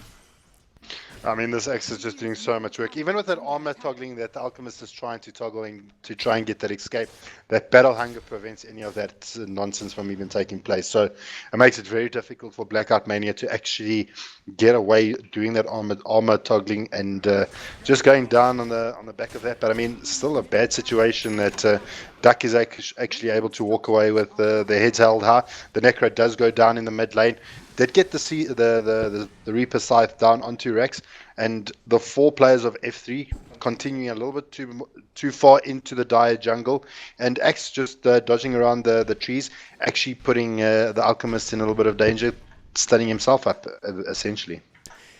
Okay, well, if I was sitting on the side of F3A, I'd be looking towards this man right here, the Faceless Void. His Chronospheres so far, they haven't been off, but they've been forced out in terrible situations where there wasn't the follow-up of the damage that you need to make it really connect. Out comes the blink, though, and that's going to be from the DJ, which means it's not really going to be a re-engagement here.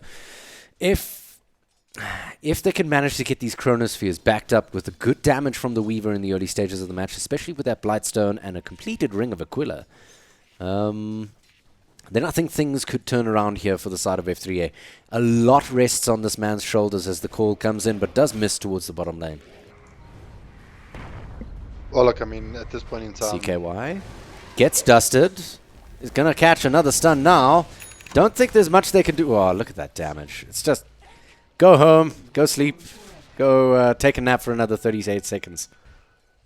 Yeah, well, I mean, it's a tough situation for F3. I mean, I think they also do have what it takes to actually go hand in hand against one another. I do hear a call happening at the moment. Where are you, DJ? Was towards the bottom lane. Now Rax is there. There's the Chronosphere, but guess who's here? In comes Legend, and Rax has to step on in where he didn't actually want to go. In the meantime, he's going to start backing out. Can opt to reinitiate if he's got some serious balls. There they are! And he does catch 3. Oh, no, but the Lincoln Sphere on the Weaver is going to counteract the dunk from the axe.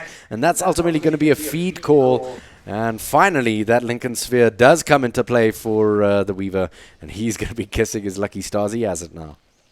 Well, that was an absolute reveal there on his Lincolns. It wasn't up previously. DUC didn't know about it, but now they do.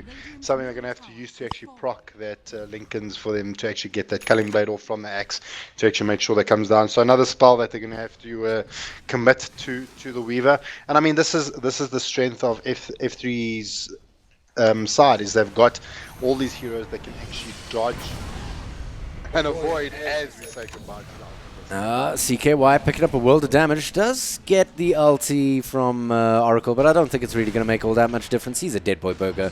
Good 9-speed Prince. In the meantime, Penne is trying to make a move onto Ishan. Ishan picking up a bit of damage, should be okay. Manages to heal it all off, and that should be the end of that. He's out of mana though, so this re-engagement from the DJs could be a little misguided. No? Okay, right, out comes the stun. That's the disengage called from the Elder Titan, and that was a pretty damn well-placed one as well. Stopped the charging axe in his tracks. That's 17-16. Now suddenly F3A are in the lead. Not in terms of net worth, though, importantly.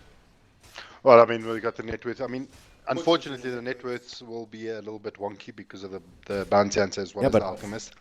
Wonky in that favor? Usually you'd expect to see the alchemist huge because of that, I mean, that Grievel's Greed. But he's sitting at 9,000. The Necrophos, who doesn't have Grievel's Greed, has had a terrible start to his laning phase, is sitting just a mere 800 gold away. So, unfortunately, the alchemist is just not getting done what he needs to be doing. I mean, 20 minutes into the game, you generally expect an alchemist to at least, I mean, if he's had a good game, to at least sitting around about the 15,000 gold mark. I mean, Jugger is sitting with that easily, and going to be a big problem for the side of F3 to actually deal with. Even though they may be relinquishing a couple of kills to F3, the pure net worth that DUC actually has is far superior, and it's going to be a little bit of a problem for F3. But with that said, with the comeback mechanics, it can kind of get them back into it. I feel that F3 to put themselves back in this game is get a smoke, trying to pick off your big core heroes, and as it is, that's what they need to do, is try to They're going to go for Legend. Legend does get caught in the Chronosphere. He's taken a world of damage. Good God. And that is exactly how you do it. That is how you use the Chronosphere to take Sam down. Chrono them up, get the big boys to come on and do all the damage you need to do, and take away the highest net worth character in the game. Good move. I mean, you were saying... Well, brilliant play there coming out from F3. I don't know if they're going to have to do a couple of more of those to actually put them back in the front running. I still believe that DUC is doing pretty well. I mean, the Weaver is very close to being the second for F3 in terms of net worth. So it's going to be hard, but as they're trying to go on to... is it going to be enough, though? He's so dead. That poor Oracle was picking up damage from left, right, and center. There was nothing much he could do. A little bit of rotation coming through from DUC. Okay, he's going to go for the call. It's a defensive one. It's going to put him on cooldown for a bit. Not all too long. Rax is there. There's the dust. They're going to catch out CKY. CKY now in a spot of trouble. They opt to rather go for the axe. Oh dear, nicely done. He does manage to control their movements. Axe steps closer, makes, oh, come for me, baby, come for me. Then immediately blinks out of the way. And ultimately makes them stay much longer than they should have. And now DUC Legend is in. Legend, looking for a little bit of action, does have his ultimate available. Going to go for the spin first, as there's a lot of creeps for him to mop up first. DJ is going to be picking up the guy with the call, though, and that means the Vengeful Spirit hits the deck and the Juggernaut's blade in his heart. Well, I mean, just off the back of that, I mean, they do lose the Juggernaut, but then in the bot lane, they get beautifully juked out there from the axe, and then they get that return kill on the support. Yes, it's a kill, not the high priority kills that you'd want. You'd want DUC to start focusing down the Weaver, the Alchemist, the Void, the big playmakers specifically. I mean, even the Elder Titan is a high priority kill just because of the way that he can control players in the bubble, out of the bubble. So, I mean, we're at an interesting point in the game where I still feel that things can kind of go either way. The net worths are the only thing that's really sitting in DUC's favor at the moment. I mean, even the kills are favoring the side of F3. I mean, experience. I mean, let's not even forget about that. We've got DUC sitting at plus 7,500 XP gain as opposed to F3.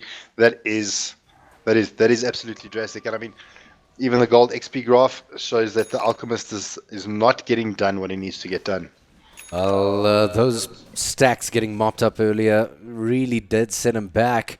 He is catching up quite quickly now, and it's a spot of good news, though. DUC Legend, he was about 3 grand ahead of the Alchemist. Now it's only a measly 2. I say measly 2. It's always something. Yeah, now sitting at about 2, but it does indicate that the GPM on the Alchemist is starting to rise quite significantly. He hasn't died as much. That's probably got the most to do with it. It does have a Radiance. Facilitates the farm even harder. And I don't know. Do you jump onto a Manta at this point for Blackout Maniac, or do you jump onto the Octarine Core to give you more survivability? Does he want to keep those lanes pushed out with the Manta illusions, Radiance illusions? Or do you go for the survivability that Octarine gives you with the Radiance? Well, I would go Manta, to be honest. As Duck Legend picks up a cheeky tower towards the bottom lane, nothing much that F3 can do. I would go for the Manta. I mean, it's still decent stats, so if you want to talk survivability, yes. The Octarine gives you a butt ton of survivability when you have both the Acid Spray and the burn from the Radiance up and running. But the stats from the Manta style still contribute to his survivability, as well as creating that chaos, creating that mess, where you have to single out the right guy, single out the guy who's not the illusions. And of course, getting those illusions up and running means you can send them off to go and farm other lanes and explode your farm even further, which is all that really matters on an Alchemist, because let's face it, he's a hero that basically has low-end skills other than the Chemical Rage, and basically relies on purchasing skills, purchasing the various skills within the game from the shops. Well, the problem that I'm looking at it is we've got the Necro Reaper South. I mean, even if he picks up the benefit of the Manta is you've got 3 illusions that Necro has to now actually try and find, which is the real one. But does that even make a difference when he discovers you out? You get Reaper Scythe, and all the HP that you do have is now actually negated. Well, as CKY gets picked off, I don't think the Octarine Core would really contribute to that argument either. I mean, if you get Reaper Scythe, you get Reaper Scythe. The only thing that would really help you, given that he has an Ultimate Orb, is maybe if you pick up a Lincoln Sphere on this guy, but so unlikely. I mean, it's really, really unlikely. It's a thing he has to deal with, and he has to hope it doesn't land on him in the meantime. On the sidelines there, though, Axe is going to pick up another little bit of nonsense in the form of Rax. Rax goes for a nice Chronosphere, well placed, but unfortunately only catching one. Goodbye, says the Necrophos. He walks in on nice little Earth Splash. Shatter is going to secure the kill for the Weaver on the sidelines. Juggernaut, in the meantime, goes towards the back lines and takes care of the Alchemist. He does get the Aegis popped, however, and the fight rages on. They're going to go for Penace. Penace now putting out a lot of damage onto the Legend. Legend takes the deck, and Weaver walks away with not 1, not 2, but 3 kills, and is sitting on a wicked 6 streak. That is not the news that the side of Duck was looking for. Certainly not the initiation. And even though the Faceless Void was the first man down, even though the Chronosphere only caught 1 guy, I still think that fight was largely due to his decision of turn and fight. Absolutely, and just jumping back, I was actually concentrating on Legend, on the Juggernaut, and unfortunately, he never actually had a chance to actually pop his Manta or drop down his healing ward. It gave him 0 survivability, even though when the Aegis went down, not insta-casting that heal, and just getting stunned out there from the Elder Titan, not seeing the stun coming out, and then the 3 players from the side of F3 just went ham and brought down the Jugger. This guy here has been doing so much work. Fook, who played the Lion in the first game, unfortunately had a really rough first game, but I mean, in this game, he's just unbelievable Elder Titan plays. If anyone is taking notes, this is the guy you need to watch. Doing beautiful things, not only placing the Echo Stomps wonderfully, but also comboing up the Earth Splitter at just the right moments when the Chronosphere is about to pop on down. Very, very sweet stuff coming through from him, and so far, I am tempted to give him man of the match. I don't know, do you agree? Well, he's playing unbelievably well. He did all the kills in mid, all the Necro deaths. He's now setting up a lot of kills now for his team, and getting those plays, you call him the playmaker, and he's just making those things for his side on point and just picking up those kills. So, I mean, also a big item pickup that I'm just having a look at the item progression here for the Axe. He's sitting with the Orchid of we've got the Silent Stick pretty much coming out for the Axe. And he does opt to use it. He's going to jump in on Blackout Maniac, who picks up not 1 but 2 spins. There's the jump! And he's down forever, the Alchemist. He's not going to be coming back anytime soon. There's no buyback on him either. There is the Aghanim Scepter. Rax says, that's it. You're not getting away that easily. He's going to go on in, get the Chronosphere. The heal is good on the Axe, but the Juggernaut's dropping very low. Oh, nice little save there. Beautiful little call. That's going to delay it a little further and facilitate the kill for the Bounty Hunter onto the Faceless Void. In the meantime, Fook now getting jumped on by CKY. He's going to try and do everything he can. Out comes the defensive stun from Rabbit Dog. They're actually going to turn this one around. Fook getting away with nothing more than 20 HP on the clock from a very, very angry Boy Burger in the background there. Now the chase is on to Pen Ace. Pen Ace using Shikuchi defensively. Opts to reinitiate. Does a world of damage in just 2 right clicks. And now Legend is there as well. They're going to try and make something happen onto this tower. Try and walk away with the tower here. And I don't think there's much that the side of F3A can really do unless the Weaver grows some severe balls. Nope, I don't think the Weaver should get involved at the moment, but also doing so much damage coming out from the Weaver. I mean, the amount of chunking that, I mean, that is just absolute. Why is he backing off? I mean, he's got a Lincoln Sphere. It's just the Necrophos. Okay, I didn't understand. Well, all right. Look, he's a much better player than I am, so I shall trust his judgment completely. In the interim, though, maybe could have opted to go for the kill there, as Legend was hightailing it very, very quickly out of there. Didn't have ulti himself. Possibly could have walked away with at very least a lot more damage. I mean, well, if you just look at the ward situation for both teams, not the best warding situation. I mean, they have been fighting and going crazy with one another. So wards are lacking a little bit. So considering how many times DUC have actually turned around and decided to actually re-engage after that kind of engagement, kind of gave our Weaver a little bit of a scare attack. I'm not really wanting to, I mean, off such a good fight, you don't actually want to go in and put yourself in a deficit again. Well, so, yeah, there's a lot of load shedding for both sides. If you just take a look at that vision, it's scant to say the least. In the meantime, though, Legend does get spotted out. Pen Ace going for the chase very gently with the Shikuchi. I think they're going to call it there. Yep, they do. Even though Rax was nearby, could have maybe opted to jump on him. He has built for a very mobile Faceless Void in the form of the Blink Dagger and, of course, the Time Walk. Very, very tough to button down exactly where he is going to be. In the meantime, though, that's going to buy some time for them to put pressure here on the bottom tier 3 tower for the side of F3A. Well, this is a beautiful position the DUC find themselves in. I mean, all the towers down, pretty much one tier 2 tower in the top lane sitting. I mean, DUC putting on pressure in the bot lane prevents any further problems in the top, but Legend finding out our poor little Venge does go down and doing so much damage. The rest of the team just TPs out and gets himself back to base pretty happily. But Axe finding himself a nice little Weaver. Yeah, can they actually bring him down? Oh, the Fortune's End is brought down. Likely there's Rax, and it's a damn good Chronosphere. Does just catch the tower, though. It doesn't actually matter as Fook is there and says, good night, everybody. I'm going to facilitate this kill yet again. Elder Titan walks away with one, Void walks away with the other, and Weaver walks away with his life. Yeah, that was super unfortunate for DUC, not seeing the rotations coming in from the Elder Titan or from the Void and just catching the side of DUC with their pants down. And yeah, they paid with their lives, although they were getting quite a bit of work done. When the silence actually timed out on the Weaver, that was the call for them to actually leave the base and actually just walk away and say we couldn't actually get it. So on the back of this amazing good fight that F3's actually had, they're smoking up, going to head down mid, may even pick up themselves a kill on Isan. Yep, it's not a bad idea. He's used up the heal now, Isan, and that's going to be a long cooldown. You're going to be waiting for that. Blackout Maniac goes on in, throws out the stun. A nice little defensive E-Blade used, but it's not going to be enough to keep him alive long enough for any friends to come on in. And that's going to be a nice little pickle for the side of F3A. They've really tightened up their game by comparison to their first match. I mean, they were all over the place at 35 minutes in. Now they've tightened it all up, and they're making this lineup work for them. Still leading the charts will be DUC Legend up against an Alchemist, which is a feat in and of itself. But team fight-wise, they're slowly but surely letting this one slip towards the side of F3A.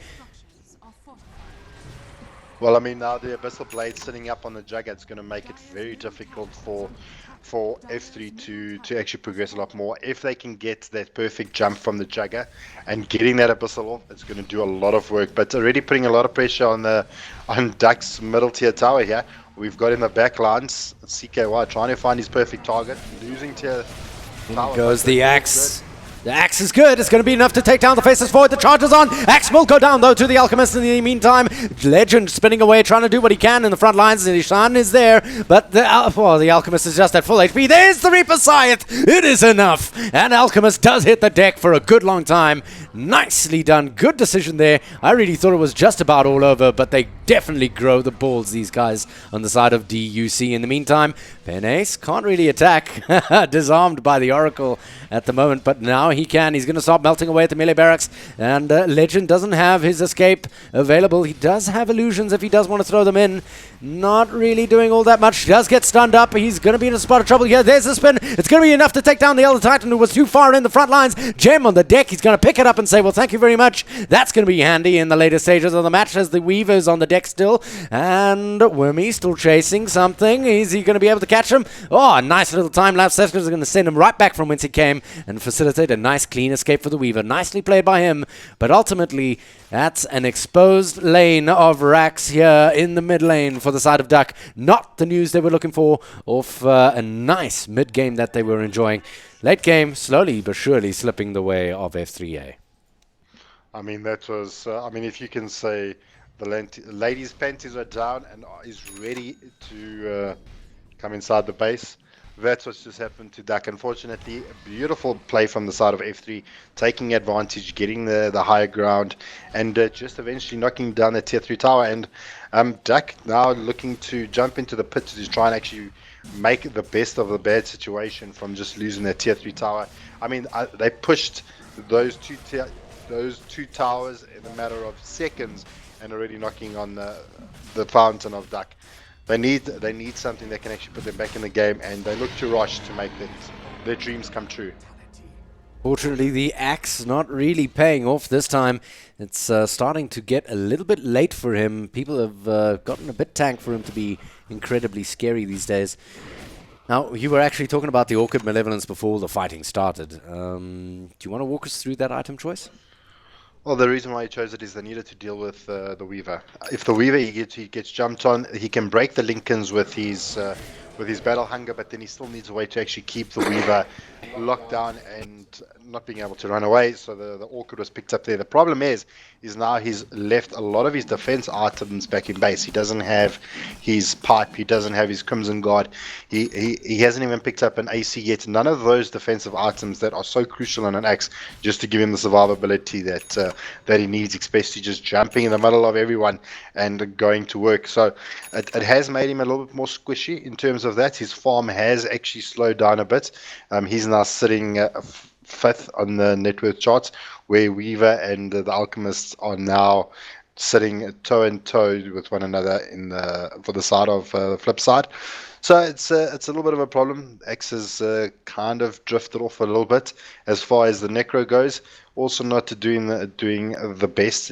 I feel that maybe picking up himself a blade mail on the Necro. He's innately a tanky-ish kind of hero, so it could help a little bit more. Oh, certainly. Well, they're about to bang heads, these two. Nope, doesn't look like it actually. In the meantime, though, Oracle picking up a nice item set in the form of the Ether Lens and the Ghost Scepter. The Ghost Scepter probably going to build into an E-Blade towards the later stages. That does a world of damage with the Purifying Flames. Legend picking up, what does he go next here? I mean, he's got his TP boots to give him the mobility across the map. He's already incredibly quick on his feet. Mantis Style has got himself the Abyssal Blade, got the Desolator, got the Battle Fury. Do you look to replace the Battle Fury with something here? Potentially, maybe even the Million, but I think he needs to get a little bit more tanky. The Weaver's already picked up his heart, but DJ in a lot of trouble in the bot lane, has got Lotus orbs up there. I mean, Elder Titan, quite a farmed little support there. Does have the Lotus orb, being a bit of a problem, but Rax finding out Wormy, going to get himself another kill there. So 2 going down for the side of DUC, pretty easy, and is shown how it's done here for the side of F3. Again, it's a solo chrono, but it's good enough to do the job. And keeping... Oh, Juggernaut walks away with another kill, and that's going to be in the Vengeful Spirit. Ooh, that's a spot of trouble there, and immediately Blade Furies it off. He's going to have to back off very, very soon. Fook going in on the charge. Rather cockily, it must be said. In the meantime, in the front lines, Blackout Maniac dropping low. There's the Reaper Scythe, but it's not enough to take him down. The Aegis is popped. He's going to have to make a hasty escape now. The Necrophos in a spot of trouble. He uses up his heal. That's all he could do. Duck Legend trying to TP out under the auspices of the magic immunity of the Blade Fury. It's good enough. And that's the end of that. No solid stun coming through from the side of F3A. Means he does manage to get on out of there, but that was not the fight that Duck was hoping for. Also a very cocky fight, considering they just had two very important characters taken out of their team before that fight. Duck Legend maybe thought it was a quick pick-off and nothing else. Turned out being a team fight and blowing a lot just to walk away with his life. Yeah, it was a little bit unfortunate. I think they stuck around a little bit too long. Good rotations coming in from F3, getting those 2 kills bot on the Oracle and on the Axe, and then perfectly tipping top, getting in that support to bring down the rest of Duck. Axe in a good position. Could set it up for the Juggernaut. Blackout Magic does have his ulti, so it's going to be a bit of a challenge. They have to do something, though. They can't just let this drop, unless, of course, they think they really can't. Out it comes, DJ goes on in. Oh, but the Chronosphere is there. It's going to stop the initiation in its tracks. The re-initiate is beautiful. Blackout Magic going to throw out the stun. It's going to connect onto 2. The DJ is dropping very low. Still alive. He's going to do whatever he can. In the meantime, the spins come through thick and fast. Is it good enough? No, he will eventually hit the deck. But that combination is beautiful there in the form of the False Promise on the Axe. It just keeps on wailing around. They do lose the mid-racks and the Axe in the process. And the Necrophos still left, suckling his wounds in the fountain until now. And that's that, ladies and gentlemen. F3A bring this one out of the grave. 36-27. 1 racks down. I mean, F3 is doing superb work. I mean, that Weaver is just getting around now at the moment. The Alchemist is just standing in the front lines, taking him and absorbing so much damage that it's forcing the side of Duck to actually just jump and actually just try and focus him down. And in the back lines, while that's all happening, you've got the Weaver that's just smashing away. So a little bit of a tough situation. Legend getting cocky, going for the split push, actually gets caught. And that's the end of him. Nothing much he could have done. Blackout Maniac going to stun himself, but more for comic effect than anything else at this point. And unfortunately, giving away Legend at this stage in the game, very risky. It's going to facilitate yet another push from F3A if they do opt to go that way. It's a bit of a risky one, but they could opt to do it anyway. Now, I mean, I was talking earlier about the role that Rax has to play here. I believe it was around the 18-minute mark or so, when things were just not looking all too good. And I'm not sure what the purpose of blocking that range creep quite so much is. Yeah, things were not looking all too good, and I said a lot rests on his shoulders. I think that the primary reason that the side F3A have managed to turn this around is not just Fook. I mean, Fook did his job in the early game. He's still doing a pretty damn good job. But the Chronospheres from Rax have been setting it all up. They've been single Chronospheres, much like this one on CKY. But, oh, nice defensive E-Blade onto CKY. That's going to save his life and blow the Chrono.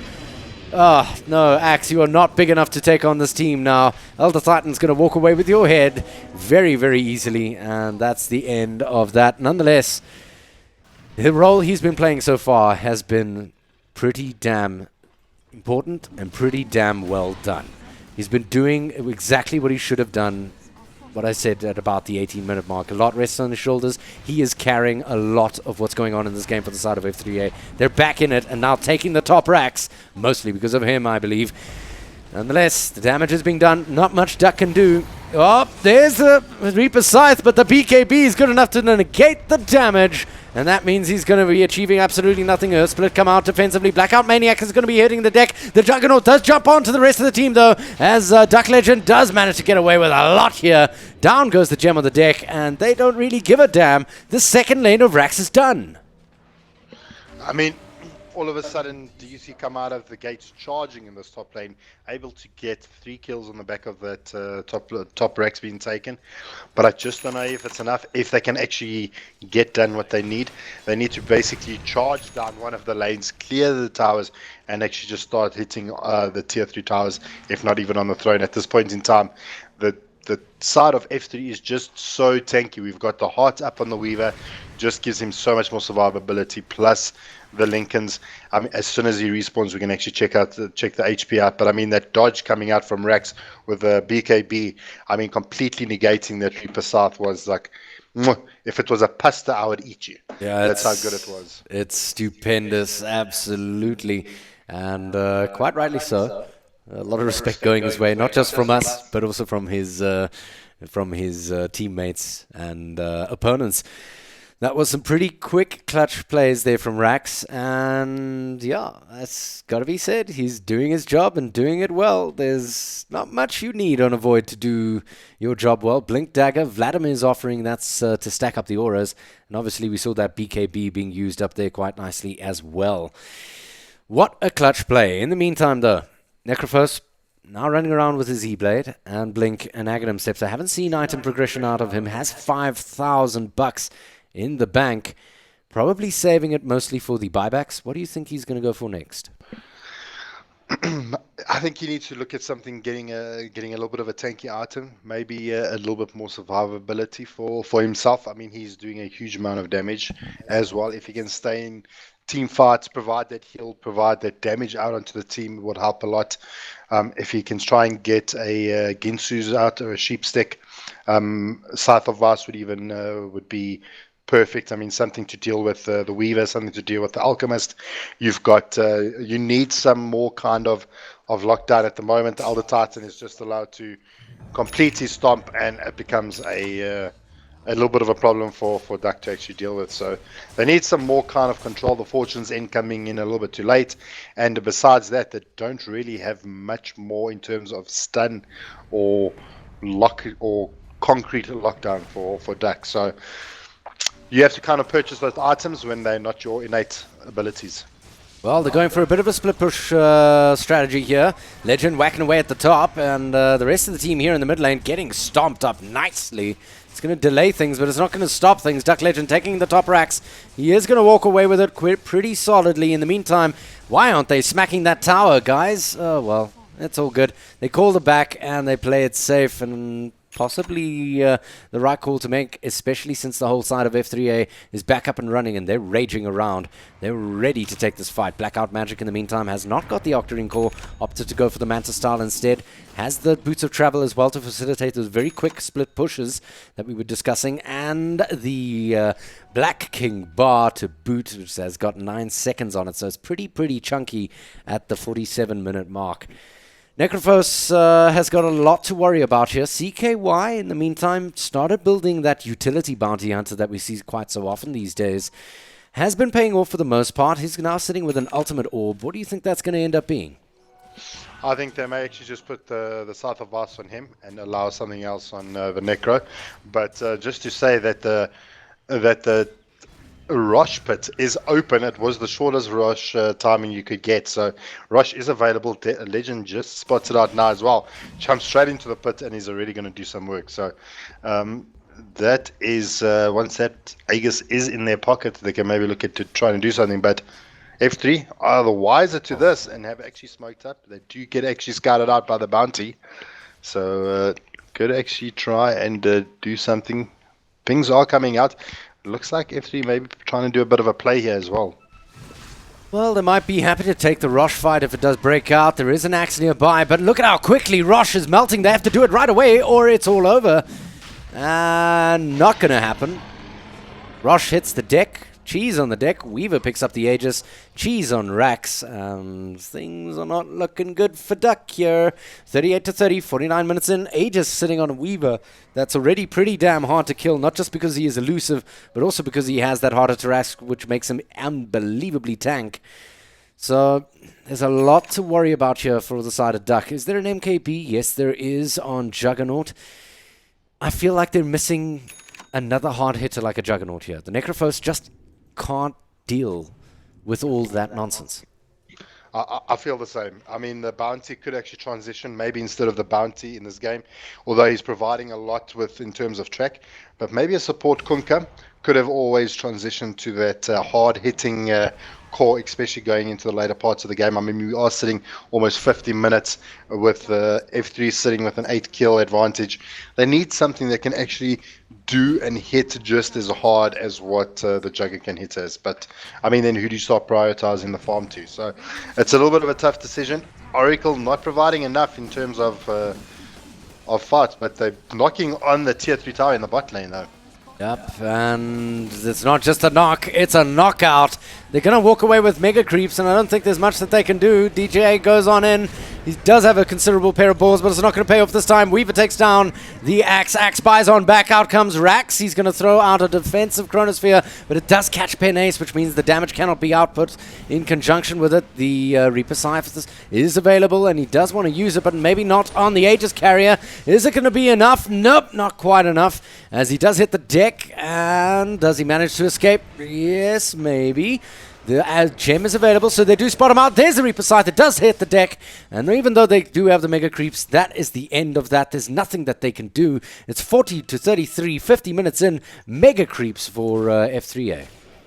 While that fight was taking place in the bottom, just to point out, if you look at F3's tier 4 towers, they are almost gone. While that was happening, Legend was in F3's base trying to do a little bit of a backdoor situation, a little bit of a cocky play, I would guess, but not getting enough done. And unfortunately, that little bit of a play didn't work out. So at this point in time, DUC, they need to actually just jump down the lane and push as much and as hard as they can.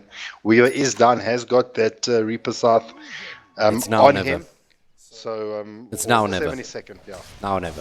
If they don't manage to make this one work out for them in the sense of picking up a Rax at the very least, then they're going to be in a serious spot of trouble. Fook, in the meantime, getting sheeped up in the front lines. He's immediately going to get swapped out by Rabbit Dog. That's a good swap from Rabbit Dog. He's going to pick up a lot of damage in the meantime in the front lines. The DJ is going to jump out onto Black Magic, and Blackout Magic has to disengage after popping his BKB. There's the ulti from the Juggernaut. It's going to connect onto an illusion and nothing else. Very unfortunate for him, and now he's going to have to try and spin his way out of here.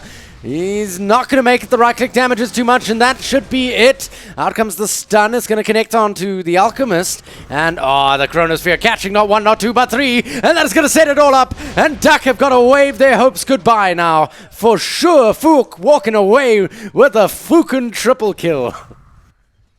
And creep waves are pushing into DUC's base. TPs are coming in. Super unfortunate for the side of DUC. They had the opportunity. They let it go. That Elder Titan catching 3 of them in these Earth Splits are all set up because of Rax. Well played to the Void. I give him the MVP of the game. Well, let's leave that discussion to the post-game analysis, which will be there shortly. In the interim, though, that's going to even out the score, which means there's one more to go, boys. Do not miss it. It's going to be damn fun.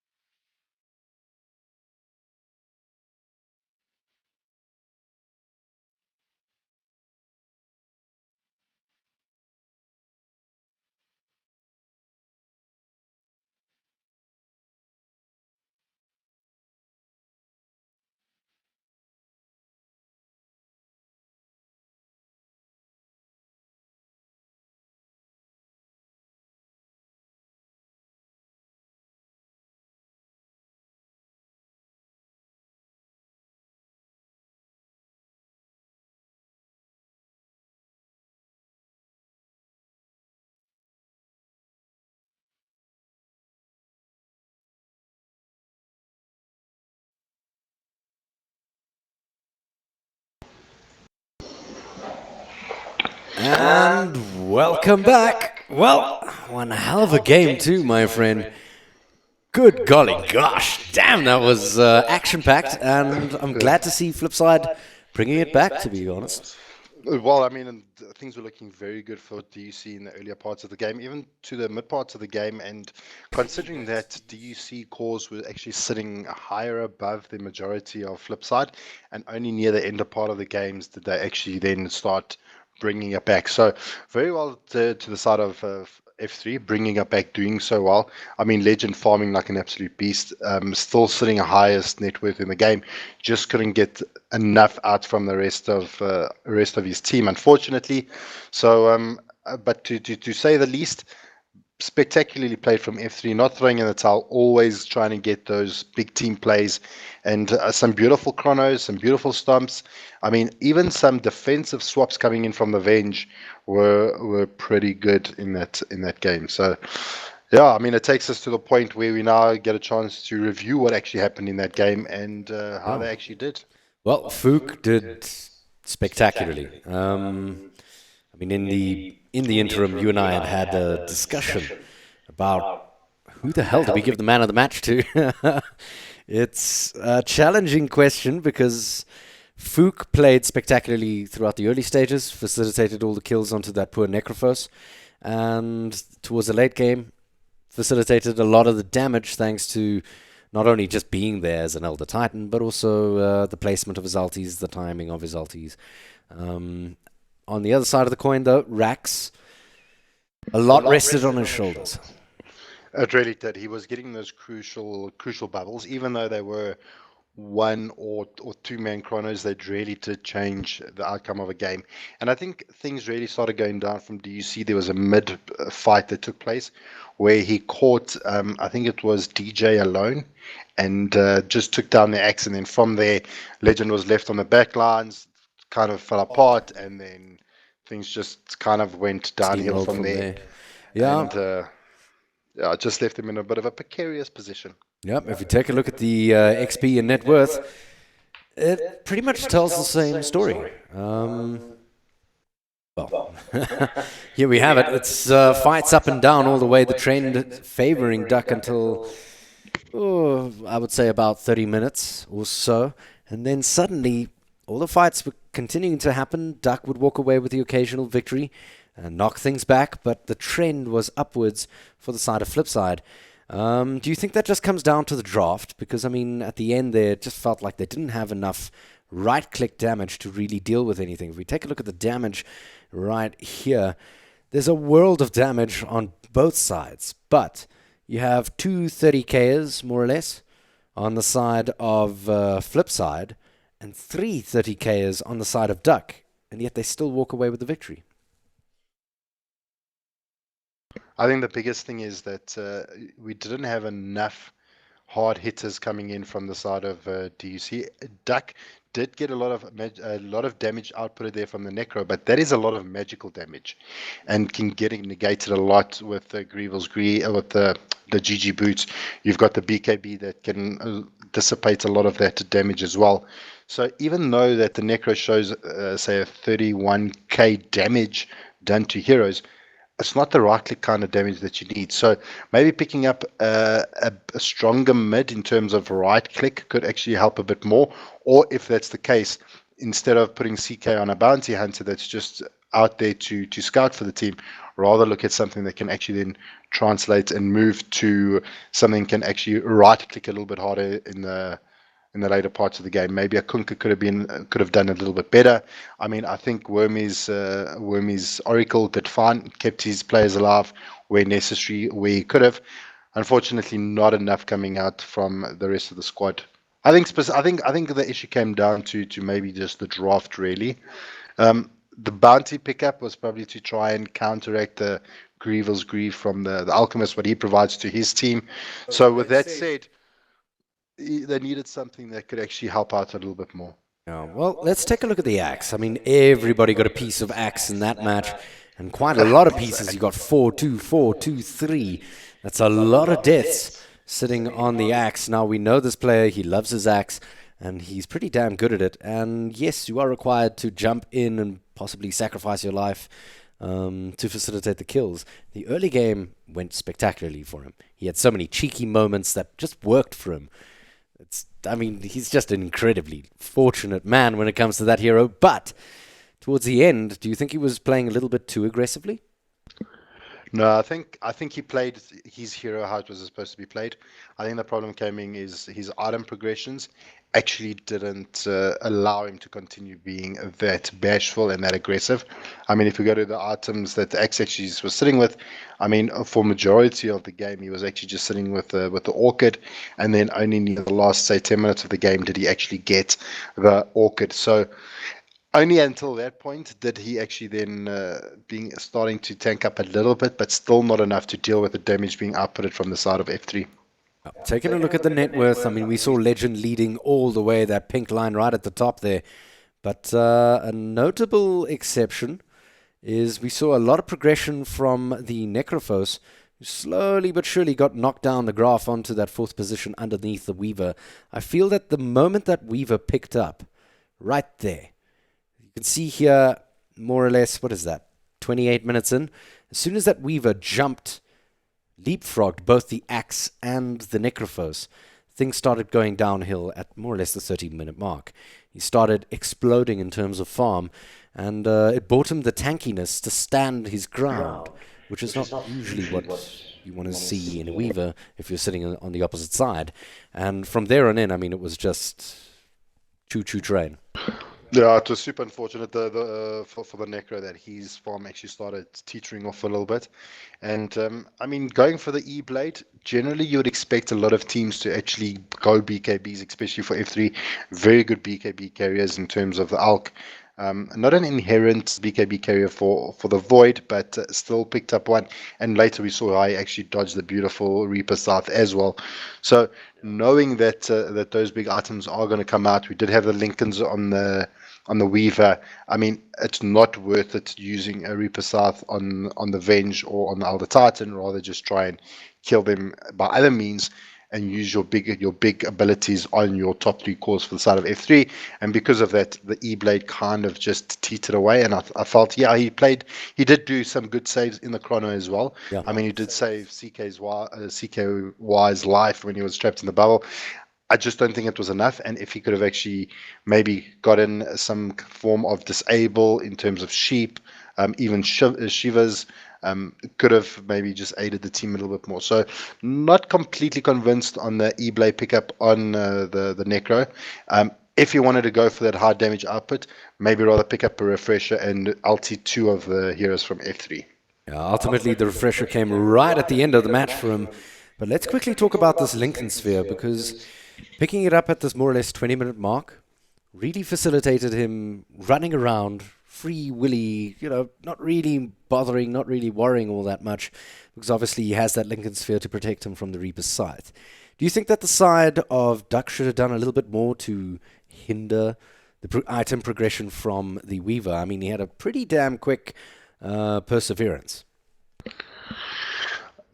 They should have tried to handle him a little bit better. I mean, we didn't have a lot coming out from DUC to actually deal with it. He was up against Nax.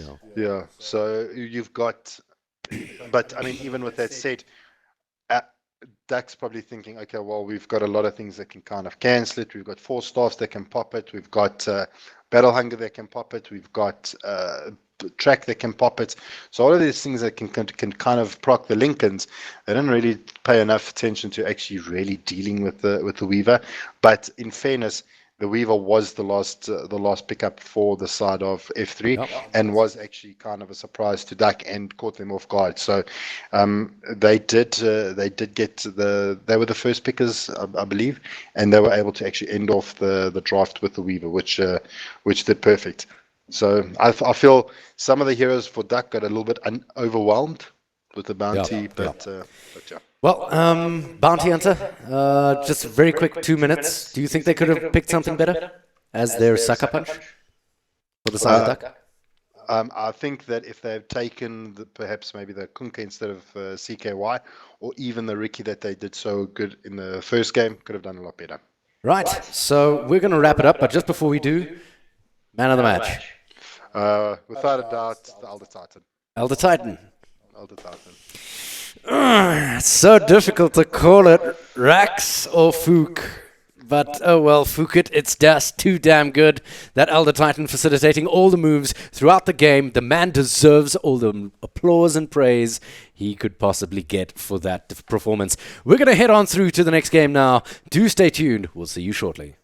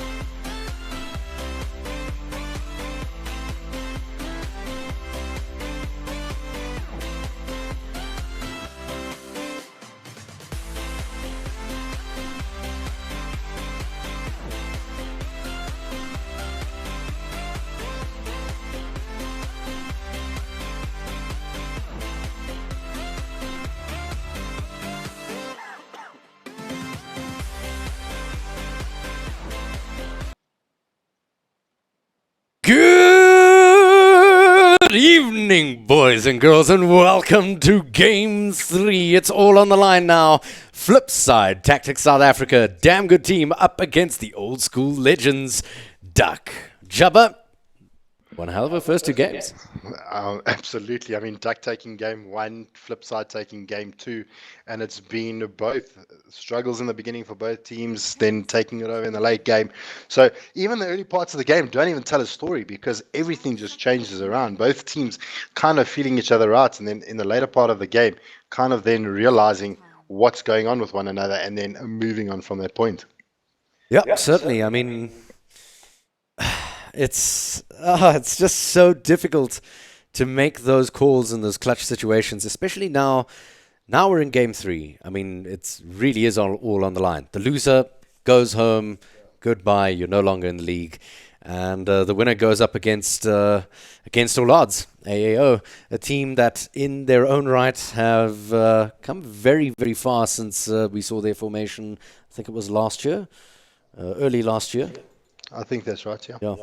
So, I mean, there's a lot on the line, and neither side really willing to give it away. So they're both going to be playing relatively cautiously, I feel, here for the third and final match. What do you jump into at the point of at game 3, everything on the line? Do you go for a sucker punch? Do you go for like a pocket strat, just a little pocket draft that you're like, no one saw this coming? I've spoken to this about Legend about this. Does he like pocket stress? He told me in his own words, I like to feel the game. So generally he's got one or two tricks up his sleeve, but generally he likes to feel it out. Things that I'd like to see coming out from both teams. F3 did really well with Elder Titan. Yeah. Love to see that again. But DUC has now picked up the Faceless Void themselves this time around. I really think we should see the X on the DUC, but it has been banned out. So really respecting DJ's X, but DJ now does get the Faceless Void as well. So you get those kind of heroes that you can really see big impacts coming out. I would have said to see the Issa and Marana, but this time F3 being able to snag it. I mean, big heroes thus far and really contest. Shadow Demon still in the pool, should we not say it. This is also quite a contested hero. kind of gone under the radar. Oh, it's been first ban every game. Well, not this time, yeah. So I mean, obviously opting to ban out the axe, and DUC obviously banning out the timber saw. Still got the shadow demon to work with now. Naga Siren. This is. Are we looking at a core Naga, or is this going to be a support Naga? We don't know yet. It's been a while. I mean, getting a Naga Siren in the early stages of your draft does open up that question, and the benefit of that is that sitting as the drafter on DUC, you need to kind of build contingencies for either side. Now, leaving the Shadow Demon in the pool, they're going to pick it up. Great initiator, great disengage, great turnaround for heroes that use illusions, such as the Naga Siren. You can use her own illusions against her. So, I mean, there's a lot to be said. For the early stages of a draft, it's always difficult to tell where it's going to head. But especially when you pick up a Naga Siren this early, it's anyone's game. But I think perhaps the Naga Siren being pulled up so early in the draft is also there to kind of trick DUC the same way as we don't know where it's going to be played. It's got the same effect on DUC, and they don't exactly know where it's going to be. So a little bit of a precarious position. So I mean, it's going to be tough. But Shadow Demon really do like this pickup, really providing a lot of offensive and defensive potentials. Not only, let's not forget about that. You've got the purge, you've got the shadow, you've got the poison, you've got that. Well, the biggest reason why you pick it up is because of the disruption. You disrupt your enemy hero or your own hero, and then it just does so much damage. And because it does 75% damage per illusion, you're actually dealing more damage back to the person. That's what they're actually dealing to you. So it has been nerfed a little bit though. It does take a little bit more damage from enemy heroes, and it's still going to be able to do what they need to do. It's probably there more for the safety factor. And this time around, they ban out the AA, this time immediately banning out the Alchemist for the side of DUC, knowing that they made a bit of a boo-boo in the previous game, not banning out the Alch when they banned out the AA, not leaving them any options. But on the backside of that, they go with the Morphling, and something very difficult to deal with at the moment. Yeah, Morphling, incredibly versatile in terms of jumping between strength and agility, either outputting a world of damage or being tank enough to just kind of stand in the middle of it. I don't care that I should have 100 HP. In fact, I actually have 1,000. Obviously, we could be seeing a shotgun build Morphling coming out here. It is a very common build, allows you to blow up the squishies. At the moment, that's going to include the Shadow Demon, possibly the Faceless Void. But again, you tend not to use the shotgun on, say, a Faceless Void that can negate the damage with a well-timed time walk. Difficult to coordinate that very well, but we did see some clutch plays in the previous matchup from the Faceless Void there. However, not the same guy playing it. I suspect this is going to be the DJs. I believe it would be. The DUC normally plays the Faceless in an offlane position, and DJ is the offlane player, even though I do see that DJ does maybe sometimes take the fourth position. So we'll just see how they decide to actually play it. It could even be a CKY Faceless Void, but I think regardless, it's going to be an offlane hero, and the Disruptor comes out. I mean, at the moment, we've been talking about the Morphling, going to be a inherent Lincoln's carrier. Going to be a bit of the problems for the side of DUC. I mean, they've got the Glimpse, they've got the Disruption. They're going to pop it on the Lincolns, but those abilities that they can actually just proc the Lincolns with still need something, I think, a little bit harder to actually lock down the Morphling. They've got a lot of split push potential coming out from F3. You get the Radiance on the Naga. You get the Replicate on the Morphling. A Morphling can push down one lane. This could still be a support Naga. It could still well, but I mean, if it goes to the game that we saw previously, her getting her Radiance, even if it's in the later part of the game, can still control the waves and actually still push it out. I mean, we've got a lot of split push potential coming out from Flipside, but I suppose the Replicate, the way they deal with the Replicate is the Disruptor as well. The Glimpse is available and online, so if they can get that Lincoln's pop and actually get that Glimpse, then it's not even that. I mean, it destroys the Replicate. Destroys the illusion immediately. Glimpse. It's a fat counter in that sense. If he tries to say use the Replicate, to escape, sends the replicate one direction while the rest of the team is chasing him, and then tries to replicate out, the glimpse will just immediately negate the illusion. It instantly kills any and all illusions. It is usually picked up against a Morphling for that reason, and obviously the Lincolns isn't really going to help the Morphling's illusion. So, I mean, we'll see what happens. Disruptor also pretty damn strong for getting that early static storm going, getting that early control in the form of the kinetic field as well. He's one of my favorites, and I'm keen to see him played in the hands of Duck. However, the Watermelon comes out to roll onto the field in the form of the Tide Hunter. He's got himself a fat disable in the form of the Ravage, and he can basically reset the team fight, as we saw the Void in the previous game reset a couple of team fights with his Chronosphere. This time, he's going to be sitting on the Tide Hunter, and that Ravage has to be absolutely perfectly timed, especially if the Disruptor manages to get his grubby little fingers on him. Because what the Tide Hunter specializes in, benefits from most, is that Kraken Shell, allowing him to negate all the debuffs he has on him after having taken a certain threshold of damage relative to the level of the skill. Now, it doesn't help if you have an area of effect stun, area of effect stun, area of effect silence. Unfortunately, the Disruptor's been picked up. So, I mean, a lot is going to rely on this guy for the early to mid stages of the game. Towards the later stages of the game, his silence is the thing that does the most. And God forbid he picks up an Aghanim Scepter, that's an area of effect doom. So we'll see what happens there. Nonetheless, the Phantom Lancer picked up for the side of Duck. They're going to field the Mr. Xerox. In Xerox, we trust, and that is likely going to be carrying a lot of mana burn. That kind of buggers up the Morphlings game a little bit. That is going to be a little bit of a problem. I mean, Medusa is quite tanky. The shotgun is going to go down the tubes and not going to be a big option now, but still got the option of the diffusal carrier on the Marana as well as the Naga.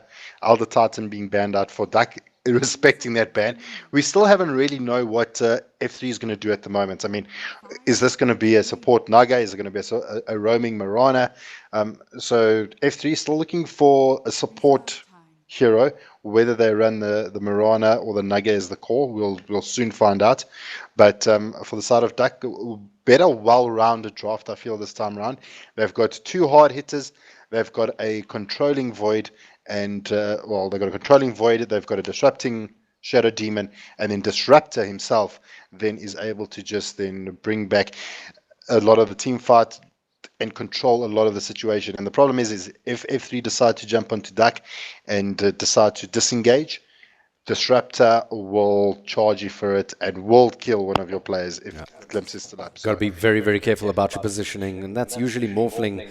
Morphling loves being a little bit out of position because he can gain a lot from it and has the inherent escape from the waveform. Obviously, this is all assuming the Lincoln Sphere is not available.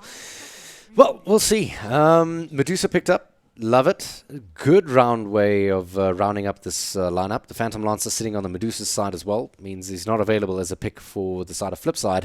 And they're going to have to opt to go for the Sand King here, which means Naga support, I'm guessing here. Definitely a support. Well, Rabbit Dog in the previous game was our player on the... I think he played the Vengeful Spirit. So going to be... that was game one, sorry. I will tell you now. That's all right. Well, nonetheless, Naga will be playing support for you. He was the Avenge in the previous game, so so it is going to be a support Naga, going to be a core Marana, going to be a safe lane Morph, and a mid. Who was our mid? Our mid's going to be Marana. Allah, because we haven't actually picked up Blackout Maniac. So it's at this point in time, I actually like the side of Duck's draft a little bit more. They can go a little bit more ham. So a lot better. Well, we're going to kick off into the game now. And just quickly, introducing the side of Duck to you. You're going to have Disruptor played by the DJ. So not the Faceless Void I was expecting. Faceless Void instead will be picked up by CKY. Keen to see what he can do with a hero that doesn't naturally have an invis. Ishan, in the meantime, will be picking up the Medusa. And following him will be Wormy on that Shadow Demon, who plays a damn good support for the side of Duck. And Legend, none other than he, will be picking up his Phantom Lancer for the side of Duck. In the meantime, though, F3A. For the side of the tire, going to be played with the tide in the off lane, going to be played by Rex. And on the morph, going to be played by Pen Ace Dota. Sand King, going to be played by Fook. Did some wonderful work on the early Elder Titan. Definitely man of the match in my eyes. And we've got Blackout Mania, going to be playing our mid Mirana. And last but not least, going to be playing our fourth position, Rabbit Dog Nagasiren. Big play is going to be coming out from her, whether she can actually land those beautiful songs or actually just messing up a few things. I mean, I think a lot of it's going to be set up with the Sand King song into Epicenter, into Arrow. Could actually be a little bit of a problem for DUC, so let's see if they can actually make that happen. CKY eyeing it out towards the top lane, not really going to risk it, and quite rightly so. Can't afford to give away that first blood. In the meantime, the bottom rune going safely in the hands of this mid Medusa for the side of DUC. So we'll see what they can muster. She's going to opt to pick up the Mystic Snake in the first level. Makes a lot of sense. Very, very easy. And what else are you going to level, to be honest? Fukas is going to be babysitting by the looks of things. Blackout Maniac on the Mirana in the mid lane. And we saw him babysitting the Alchemist in the previous game to great, great effect. Oh, he did wonderful work. We're going to see if he can get the same done. I think Isan's got a little bit more... he'll start having a little bit more tankiness with the being available to him. Only level 1, but going to get level 2 rather quick as opposed to what the Kitty Cat does get. So going to favor the Medusa a little bit, especially if the laning continues the way it is. Although I think Mirana's just all to get the farm that she can. Yep. And work towards that Ags as quick as possible, because then she'll catch it up rather quickly. Speaking of strange occurrences, the Tidehunter nowhere to be seen, really, as Mirana walks away with the first blood with a good cheeky arrow. Sorry, not arrow. I stand corrected. With a cheeky amount of damage. No, it was an arrow, in fact. Sorry, I did miss it. And Fook obviously setting it all up with a good damn burrow strike. And that's going to set it all up. Walk away with the first blood. Is that going to solidify Blackout Maniac's position here, or does Fook continue to babysit? Well, first of all, thanks for making me a complete liar, guys. That was terrible foresight from myself, but a beautiful play. Beautiful play from F3 being able to actually get that kill. But another kill going here in favor of F3 being able to pick up the Tidehunter's death. So kills going 1 apiece here. So nicely done to the boys at DUC. But yeah, going back to your previous question, does it put the Medusa on a little bit of a back foot and the Moran a little bit of a lead? Of course it does, the XP gain. And she's now got 1-1-1.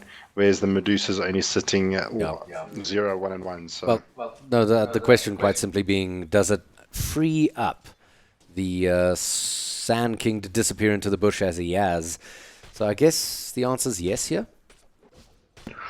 I think the fact that they've got enough killability or survivability now for the Mirana, she does have that leap available to her, so it does make it a little bit better. But Blackout Mania being a little bit aggressive here in the mid lane makes you go down. Still does have leap, but does actually sacrifice life. So, I mean, maybe a little bit of a misplay coming out from the Mirana, thinking that she still had enough time to leap out. I think she just thought she was stronger than she actually is.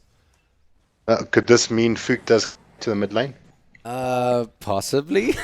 What can I say? It's like, oh, come on, man. I just gave you the lead. Don't throw it away. Nonetheless, here we stand. 2 for 1 at 3 minutes in, and the first kill's rather unremarkable. Rabbit Dog playing that support role.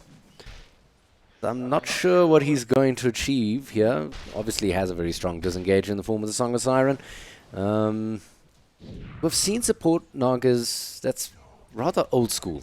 But the benefit of going with the support Naga is that she can transition eventually. If the game goes super, super long, then she can make that transition.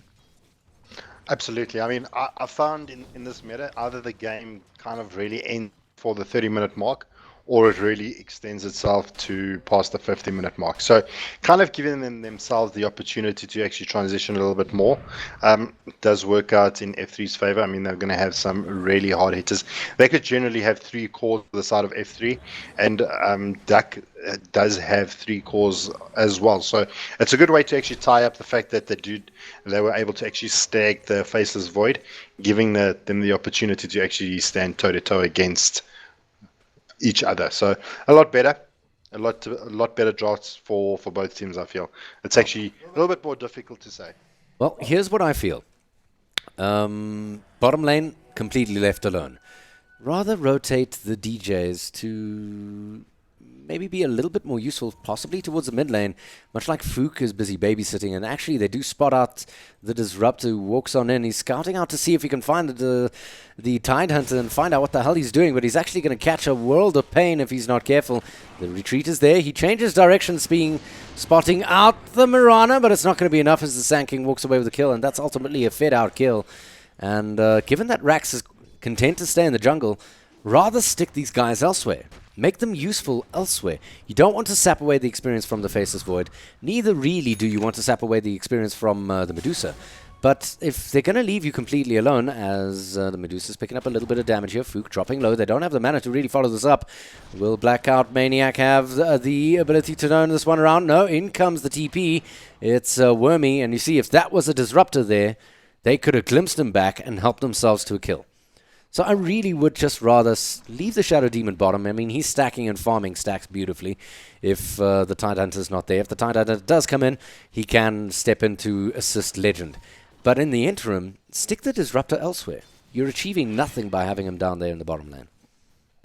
I don't disagree. I mean, if they've got the SK in the mid, try and secure more farm on the Medusa.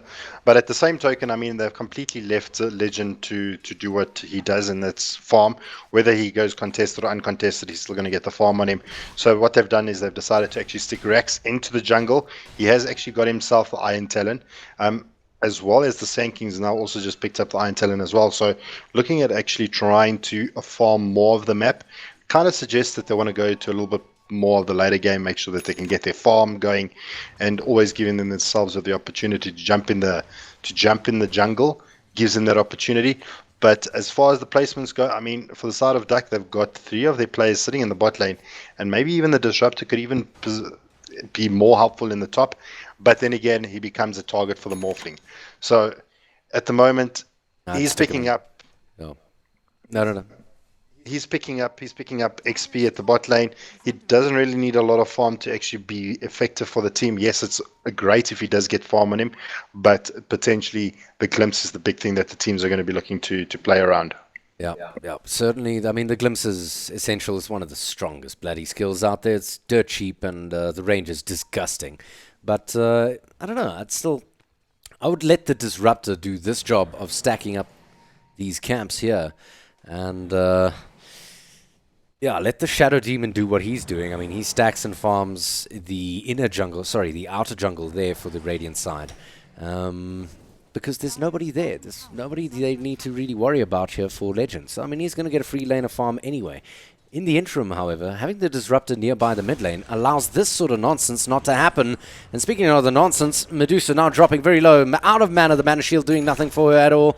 She's going to start turning around and right-clicking. Fook disappears to the sidelines there. Wormy getting a nice little bit there. Oh no, the Chronosphere. What the hell happened there, my friend? He thought he was still invis, obviously, and just a little bit late to the clock in the party there, my friend. And possibly needs to check his line for a little bit of lag, because that was way late. I think on his screen, the Sandstorm actually does still stay in vicinity for a little bit longer. So obviously CKY thinking that he still stayed in the root Sandstorm kind of mode, and thought he could actually catch out the Sand King. But if that never happened, let's say at the best case scenario, we would have got maybe say 3 at the best of poison onto the SK, not enough to actually bring him down. So inevitably the bubble did go to waste, and can't actually make a play off the back of this. And now just returning back to the lanes and trying to see what they can get out of it. Speaking of getting things out, he's going to get a lot out, the Mirana. She's going to be running around with a haste here. Jumps on in, leaps beautifully with the arrow. And a nice little bait from Rax means the Disruptor hits the deck. And that's yet another kill for this Mirana in the mid lane. She's sitting 2 for 1 and 1 assist. 2 for 3 at the 8-minute mark. And not looking good for DUC, gotta be said. Fook, oh, that damage is huge from the Mystic Snake. I think the biggest problem that DUC is experiencing at the moment is that we are kind of load shedding at the moment, and not a lot of vision for the side of DUC. Didn't actually see the rotations coming in from the Marana, and it made it a very easy kill for it to pick up there on DJ. Yeah, also, I mean, it's just a touch out of position, expecting to get a few free right clicks onto the Tide Hunter. Tide Hunter, in the meantime, he's, let's see, he's got 500 bucks in the bank. Mana Boots, he's pretty much set up for this stage of the match. The Mana Boots obviously giving him that sustain to get into the jungle and do what he does best. Medusa, obviously, with the one death in hands, a little bit lagging behind. Still looking pretty damn good, though, with the Ring of Aquila, as well as the Ogre Club, ready and rocking and rolling on that Medusa at this stage. I mean, I'm just checking out the items that the PL's actually decided to opt for. He's actually gone for the Vlads first. So now, the stacking that's actually been taking place in the jungle at the moment, I know there's a couple of stacks. Well, it looks like they've actually been cleaned out currently, but allowing the PL to actually jump into the jungle a little bit later gives him that opportunity. I know some PL players actually prefer going for the Aquila into Diffusal, even sometimes the drums. But Legend actually opting to go for that Vlad, giving him a lot more fire potential, giving his entire team a lot more, actually building the aura for the team. So that takes the responsibility away from SCK, but in the bot lane, a little bit of a gank occurring here on Legend. Legend still quick enough on his toes to get out of there. Fook missing his stun to go for the chase. Rax, unfortunately, does have the Ravage, but couldn't really see the opportunity to use it by the looks of things. And that's going to mean that invis from Blackout Maniac, that Moonlight Shadow, doesn't really pay off the way they kind of wished it would. Could have gone better, should have gone better, I guess. But at very least, they didn't blow the Ravage on nothing. They still have it in the tank. They can still make something happen, and Rax is actually going to walk right past Legend. Legend's going to ignore him as though he's an illusion. Well, I mean, the opportunity that they had kind of let it go by. Kind of wasting a Moonlight Shadow, but definitely would have been worth it to actually get the kill on Legend. Couldn't actually complete it up, but yeah, the Ravage still available. Still going to be a threat potential for the side of DUC, not exactly knowing when and where they're going to actually use. Tide not doing too bad, does have his arcane boots up, waiting to actually pick up his blink. I feel that F3 is going to start becoming a little bit more of a devastating team should he decide to pick up the blink. They've got a lot of setup potential in terms of what the Nugget can bring to the table. She runs in there with Song of the Siren, actually hasn't even opted to actually skill any points in illusion, so she's just going to be kind of a setup hero for her team. But I mean, look at the team fire potential from F3. Song of the Siren into Epicenter, into Arrow, and then Ravage. Let's not even forget about the Ravage on top of that. I mean, this is a big team wombo combo kind of fight. So that kind of begs me to ask, do you think that does the F3 is going to be playing mainly around their cooldowns, giving DUC the opportunity to take a little bit more of an advantage? Although there's a couple of big cooldowns as well. I mean, the Medusa Stone Gaze as well as the Bubble. Big kind of ults that you want to actually be playing around as well. So huge counter initiation. Yeah, so it's so both teams are kind of feeling each other out at the moment. But I mean, if F3 able to pull off their supreme team fight, it's gonna put DUC in a bit of a problem. Yep, Rabbit Dog. Song of Siren, I suspect, is going to be used more defensively than offensively. Nonetheless, here's a hero that benefits hugely from stats, and take a look. Sitting 13 minutes in. Dragon Lance up and running, 14 in agility, 14 strength. That's a huge amount of stats for the price it comes for. And an extra 500 bucks in the bank. Medusa's sitting pretty happy at the moment. She's happy with the status quo and happy to keep farming. Fook's still looking for his blink, has 500 bucks in the bank, and I suspect the big man himself, leaping straight into trouble there. And the DJ, if only he had some follow-up, Fook would be a dead boy burger. Blackout Maniac might be following him. Unfortunately, not the case. Fook getting a nice long-range stun and dodging the Mystic Snake quite nicely, but it's not enough as Disruptor drops down the Sentry Ward and picks up the kill on Sand King that he's been looking for quite some time. I mean, just beautiful play from the Disruptor, glimpsing back the Marana, dropping that sentry, picking up the kill on the SK. I mean, superbly done, and just not getting out what they want. Bit of a missleep there from the Marana, jumping straight into the Static Storm. Not what you want to do as a Marana. You want to try and stay away from things that silence you.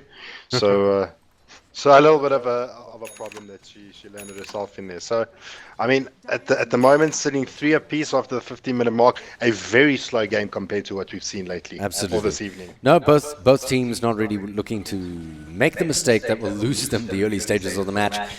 But it's certainly in the favor of Medusa and Legend.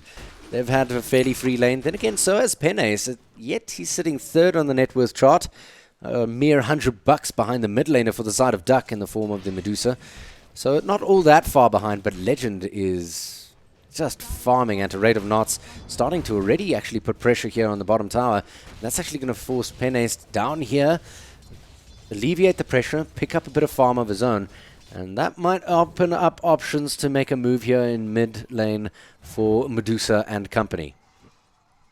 Not even that, but it allows CK a little bit of a free farm opportunity top.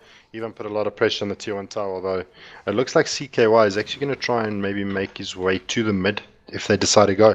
Just looking at the item CKY is going for, he's actually picked himself up a Yasha.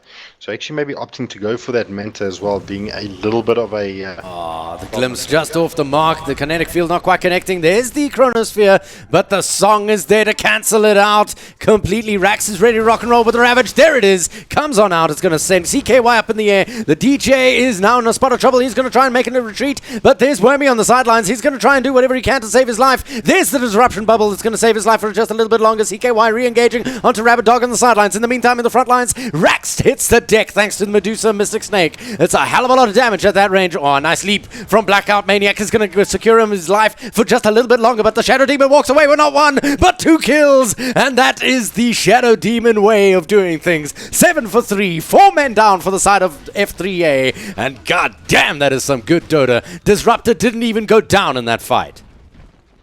I mean, that was ridiculous. We were talking about the re-engage. I mean, F3 even got everything that they needed. They got Void landed a 3-man chrono, but it doesn't matter because we had the Song of the Siren resetting the fight, completely negating the bubble. Then we had the follow-up from the Ravage. I mean, I didn't even see, did the SK actually get his epi off? But DUC still had what it took to actually stop F3 in their tracks in what they were trying to do. So the fact that Disruptor walked away with not even dying just kind of goes to show you the strength that DUC actually does actually have at this point in time. What is notable is that Legend was there and Morphling was not. So, I mean, they did have the lead in terms of just sheer number of people, and therefore possibly the amount of damage you can output. Lincoln Sphere up and running on the Morphling, though, so that's a consolation prize that he's managed to earn out of this extra little bit of farming. But that was a huge team fight to give away for such a meager prize, some might argue. The Blade is coming out soon, the Diffusal Blade, and that's going to make things a bit of a challenge for the side of F3A. They need to hang on to their mana. The man who needs to hang on to his mana usually is Rax here. It's an expensive spell, not the biggest of mana pools, and of course the Morphling. That's the key. Morph between strength and agility is just going to be something very difficult for them to deal with. So PL's target's going to be Penace. So he's going to drop a Phantom Lance, chase him down. He's not even got the Diffusal Blade to even proc the Lincolns. It's going to be an absolute nightmare for the Morph to actually deal with it. But if he can get that E-Blade, it could be a little bit of a different scenario. But PL actually deals rather well because, I mean, she chooses. Yeah, absolutely. I mean, he's got a built-in escape in the form of the Doppelganger if it's timed perfectly, and even if it's not, and you prematurely pop it, they still don't know which one is which until they get some area of effect damage. Nonetheless, double damage on him. He's going to start picking up some Ancients, and his Diffusal Blade is ready to rock and roll. Do you think the side of Duck get a little bit more aggressive now off the back of that fight? 7-3, 18 minutes in. A lot of key items up and running already. The first ultimate orb up and going on the Medusa, likely going for that Manta style next. Oh, sorry, that's Lincoln's. Or what do you think, actually? I think the Manta would also be a good option, although she could even be building. The problem is with the ultimate orb on a Medusa, you've got a couple of options. You've got the Lincoln Sphere, you've got the Skadi, and you've got the Manta style. So straight Skadi at 18 minutes? Well, I mean... Okay, not completed, but those are the kind of options, but they are confirmed it's going to be a Lincoln's. Disruptor. Disruptor manages to pick up the kill on a Morphling. Good heavens above, that was nasty indeed. Not good news. Oh, nice reinitiation! That was beautiful! Rax and Fook making it all work out in the end as Blackout Maniac manages to bait them all in. Nicely done, and they walk away with 3 kills for their efforts. That was looking very much in the favor of Duck. They had a lot of initiation in the form of the Faceless Void, but actually no, I stand corrected. His Chronosphere was in cooldown. They were way overextended just for that reason. What were they doing? I have no idea, and it looks like they were caught so off guard that not even the players from DUC were able to actually even cast any of their spells. But I mean, look at the amount of abilities we actually used from F3. So actually prepared for that fight, knowing what they wanted to do. And Duck really caught their pants down, and yeah, just this very unfortunate position to be caught in. But going back to, well, they did lose the tier tower, the first tier tower top, but Legend being quite aggressive here. Doesn't have too much mana. Don't know why he's going to be too aggressive here. Wormy comes and solves those problems. Rax, in the meantime, does get the opportunity to blink on out, even though Legend did know where he was. So damn close to breaking that blink dagger. So, I mean, we'll see what happens. In the interim, however, Medusa completes her Lincoln's Sphere. Really? Do you think that's the best idea? Worried about the shotgun, maybe? Absolutely. I mean, it's a big thing. You've got the ensnare from the Naga. Becomes a big problem. She's held down. The arrow catches her out, and she's stunned for say 5 seconds. Then you've got the stun from the SK. Going to be a problem for her, as well as then you've got the E-Blade Adaptive Strike coming out from the Morphling. So generally just the way to kind of avoid damage coming in from the side of F3. But yeah, it's a little bit of a bad situation for Duck. They caught themselves in that earlier position. But I mean, looking how things are progressing, Medusa sitting with 170 farm at the 20-minute mark. I mean, that is a ridiculous amount of farm on her. Followed closely by the Morph, well, not closely, but next in the charts, we've got the PL as well as the Morphling fighting for farm quite a bit. I mean, it's anyone's game at the moment, but I think DUC is going to really look at making a play as soon as CKY gets his blink up on his Void. It should be done pretty soon, sitting with 1800 gold, but it looks like it's actually going to be the Manta first, as he's about 100 gold away from the ultimate orb. I don't know, I think maybe the blink could have actually been a better initiator, unless they're expecting F3 to be the aggressors and actually jumping on them. He might as well then go for something that gives him a little bit more survivability. That's maybe the thinking of the Void, as opposed to him being the initiator. So maybe DUC is standing a little bit back and saying, okay, well, you guys jump onto us and then we're going to punish you for it, as opposed to allowing them to jump onto F3 and then saying, okay, well, we're going to reset the fight anyway with the Song of the Siren. So I suspect that's in part the rationale. The other rationale, of course, is that you could bait out quite a lot with the illusions if, obviously, if somebody's willing to bite the bait. But Legends Farm is starting to get rather dangerous for the 22-minute mark. Sitting with a Yash already ready to rock and roll. Probably going to be a Manta style of his own. It's going to be a world of illusions here for the side of Duck. And I have seen the strategy work out in the situation of a slow siege. Where you have a slow siege, where you're just chipping away at towers slowly. Neither side really looking to commit absolutely everything just yet. Because they need to catch more than 2 or 3 of them in their big ultis, say a Chronosphere or a Ravage or some such. And you just use the illusions to quietly chip away at the tower, 10, 20 damage at a time. It's not HP that's going to be regen. There's no tree sitting on the side of F3A, so it's not really something you need to worry about. So they might be looking to go for the super late and super slow siege game.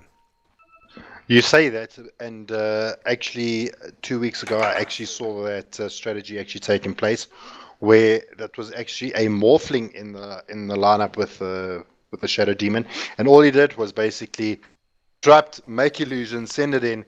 But now with the Medusa building that stats build, going to give those illusions a lot more tankiness, and going to be able to just rush them in, put a little bit of chip damage onto their tower, and going to be a problem for the side of F3 to deal with, without expending all their abilities to try and stop those illusions from coming in. Take a look at the positioning of the side of Duck. They're happy to let this mid-tower take a bit of damage if it forces out something here.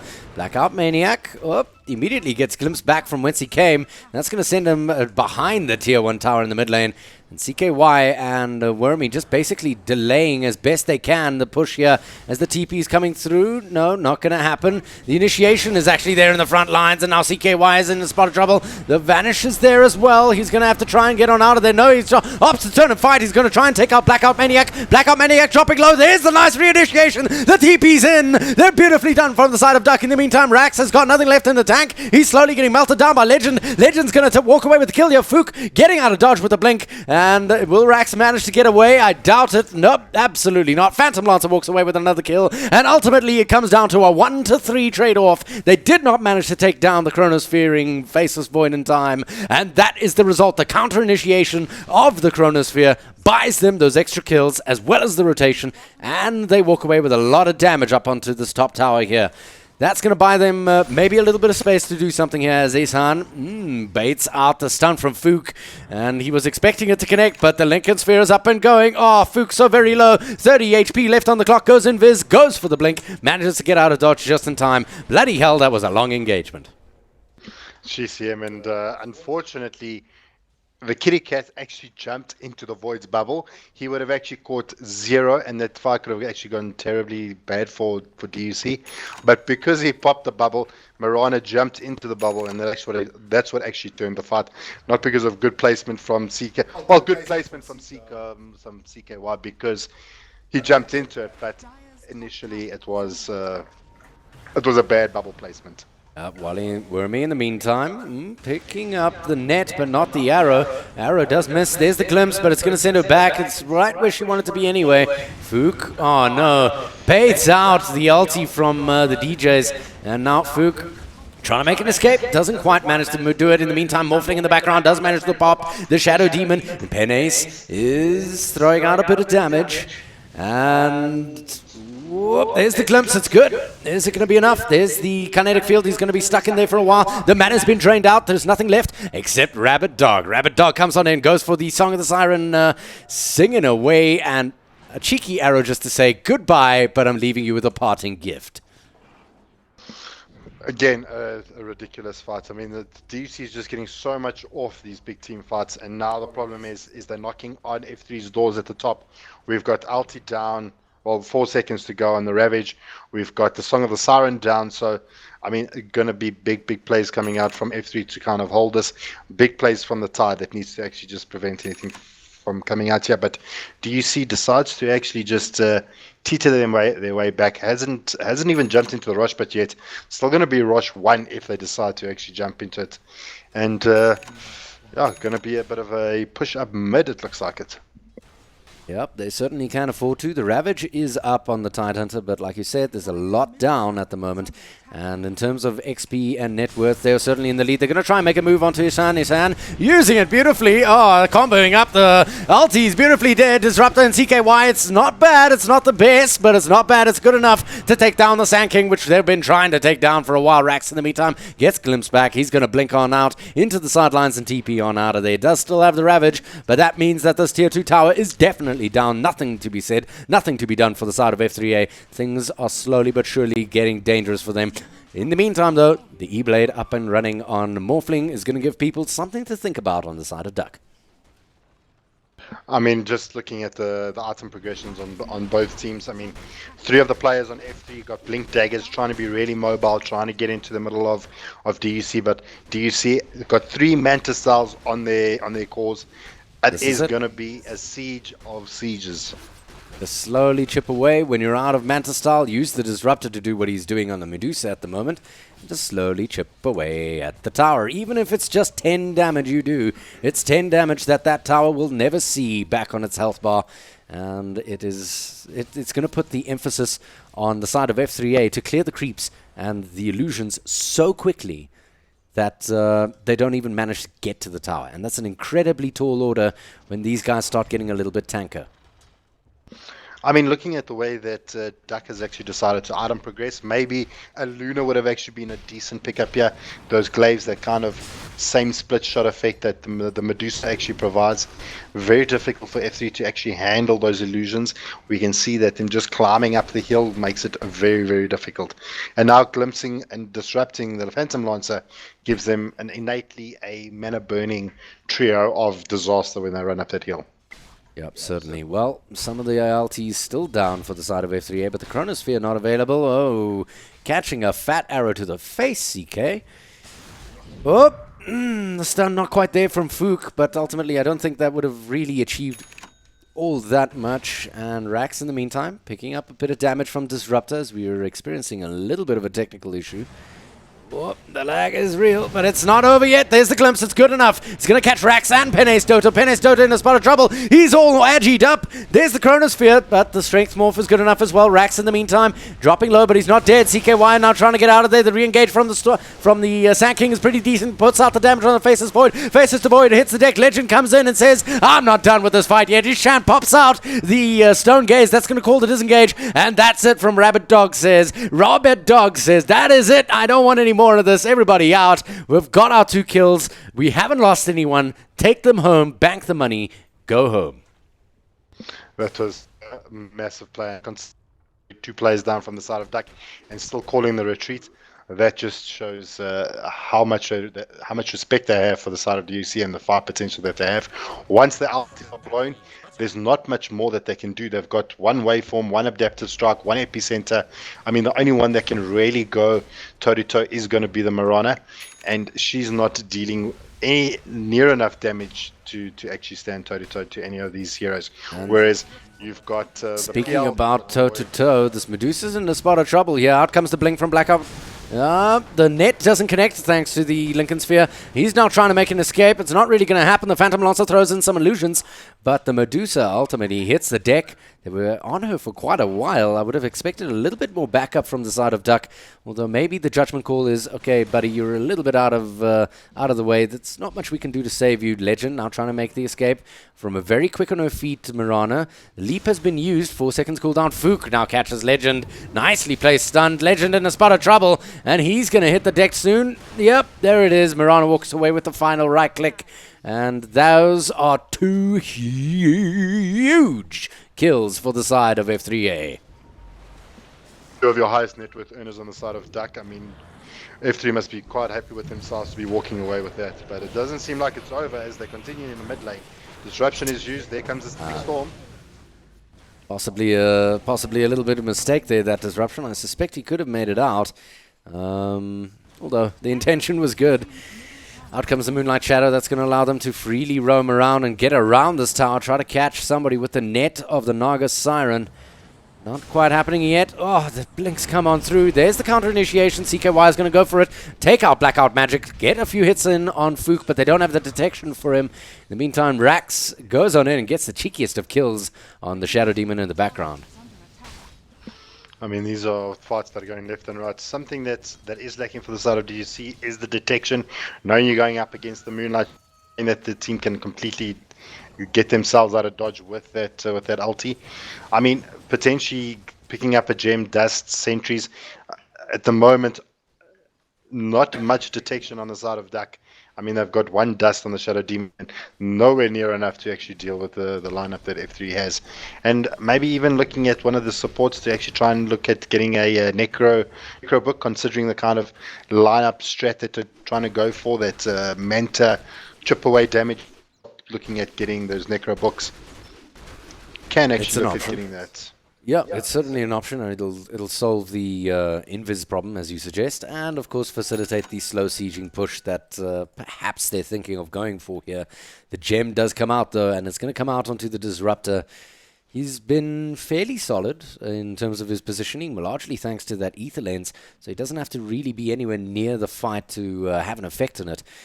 However, Shadow Demon been playing a pretty decent game. I think the 1 disruption was a little bit questionable. Could have gone either way. I suppose he was dead anyway. But so far, so good. It's been pretty on point. Oh, absolutely. I'm just querying through a couple of other item progressions for the rest of the teams. And I mean, we've got another ultimate orb coming up for Isan for the Medusa. Going to be another big stat out. So really going to be difficult to deal with this Medusa as this game starts going on. I don't know if there's going to be enough in the tank for the Morphling to actually do anything against this Medusa. At the moment, she's the hardest right clicker, and from what I see, Medusa is becoming one hard hero to deal with, let alone the evasion coming out from the PL. As it is, it's very difficult to lock her down. The only time they brought her down was from that fight that went from the top all the way down to the mid lane, and that was with support from the team. Gonna be a little bit tough, but Legend, looking at the PL, sitting with about 4.2k gold in his pocket, maybe looking at getting rid of that Quelling Blade and actually buying up his heart, or even upgrading his Diffusal Blade, as it is, I think, 0 charges. He's got 2 charges left, so maybe just hanging on to that for a little bit longer, and then becoming a little bit more tanky. And then F3 is going to really come to the party in what they're going to have to do to actually shut it down. Certainly. Nonetheless, Medusa sending in the illusions, scouting out a little bit of nonsense here in the dire jungle. I don't know. It's a bit of a difficult situation, both ways you look at it. CKY? Okay, he's been doing so far so good. He's also picked up himself a Diffusal Blade. That's likely to take stuff off, rather than to get aggressive. But I don't know. Sitting at 14-14, suddenly DUC have put the brakes on. I mean, they're still leading in net worth. Taking a look at the charts, they're leading fairly well there. They just took that one very heavy knock just outside the mid-racks there. And they're still leading by about 5,000. Not all that much at the 35-minute stage. But they certainly don't want to give them all the time in the world, the side of F3A. Because eventually that Naga is going to start becoming a problem if she starts buying big items. She does have 3.5k in the bank. Could possibly buy her that Radiance she's been looking for. I mean, that is a big option for her. They're going to start moving her into a core position, and that's going to be a big blow to the side of DUC. But I think they've still got things that can actually deal with it. One of the other big things that we need to look at is, I mean, none of the teams have even looked at jumping into the Rosh pit yet. I mean, 36 minutes in, Rosh has been untouched. It's going to really give the team the advantage of whoever's brave enough to actually jump into the pit. So Rax stepping out of the smoke range, just ever so slightly, but they'll still try and make something happen here. Let's spot out the Medusa. It's a possible initiation there. There goes the Lincolns, and immediately with the counter initiation, there it is, not one but 2 of them. CKY slept by the Song of the Siren, and out comes the reinitiation from the side of F3A. It's pretty serious, it's pretty solid, it's good enough. Now comes the Ravage, and now Ixan still stands, though he's tank as hell with that Eye of Skadi. Luck Legend now gets involved. He's going to start whacking away, this time on Blackout Magic. In the meantime, she's going to lean on out and try and buy herself some space, but no, the glimpse is great. It's going to bring her back, but that's going to bring her straight to the Shadow Demon. That's going to mean she dies, but she does walk away with the kill first in the form of that Shadow Demon. So it's a 1-for-1 trade, that glimpse, but ultimately a 2-for-1 team fight. Sand King getting away by the skin of his teeth ever so slightly. This might be the call for Legend to push on, as well as Ishan, despite not having the Shadow Demon to increase the illusion damage thanks to the disruption. He's going to go for it, knowing that all the LTs are down from F3A, and that's a lot of damage onto the mid tower, but there is backdoor protection. Unwisely used will be the glyph from the side of F3A. That's a costly mistake. In comes a TP. It's going to be Fook again. He's going to stun on back. There's the Fountain Glimpse. Not really going to achieve all that much since we're there at Rax, although it does buy them a bit more time. The tower does finally hit the deck. There's the Millie Rax taking a lot of damage. Penace Dota coming in, throwing out a little bit of nonsense onto DUC Legend, dodging it out. Ishan still there in the middle, pretending to be an illusion, I guess, and walking away with quite a lot. Actually, he does manage to take down the Rax. There's another great Static Storm combination in form, and it's going to keep people like Rax stuck in there. No mana on him, so even if he had the ulti off cooldown, he couldn't use it. He's now on the run, can't really do all that much, and the fight bears on. It shouldn't, though. There's Rax. He gets pulled back by the Glimpse.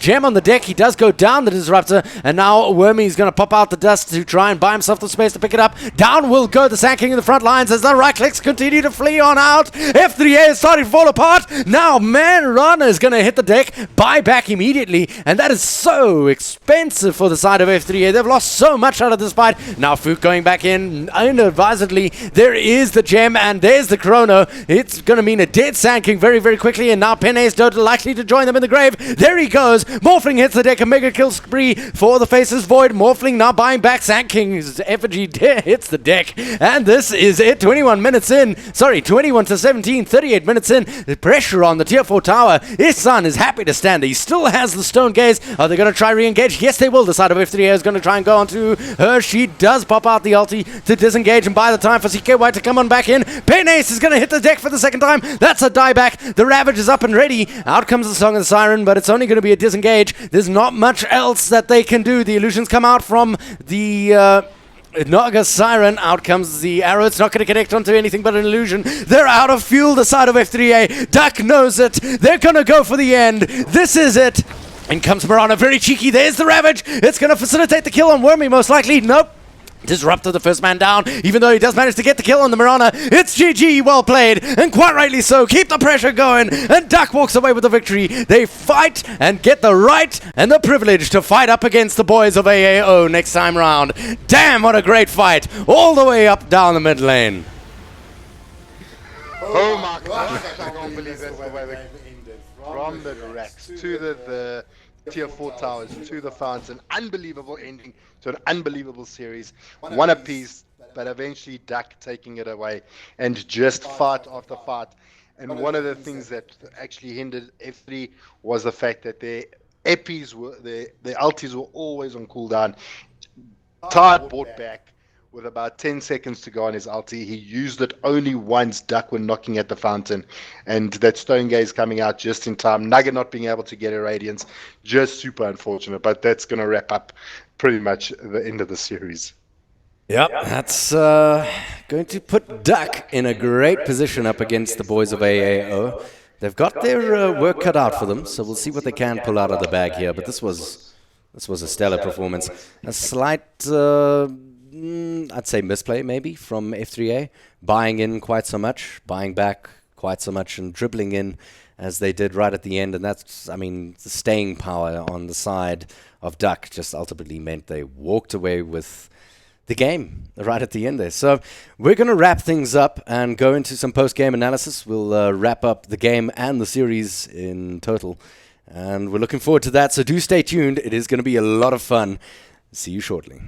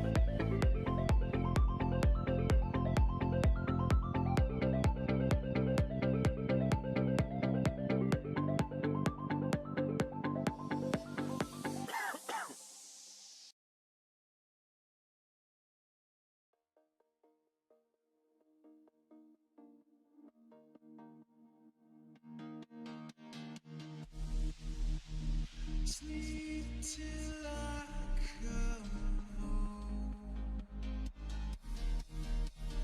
Dream of something sweet. I won't be there soon. to wake you so discreet.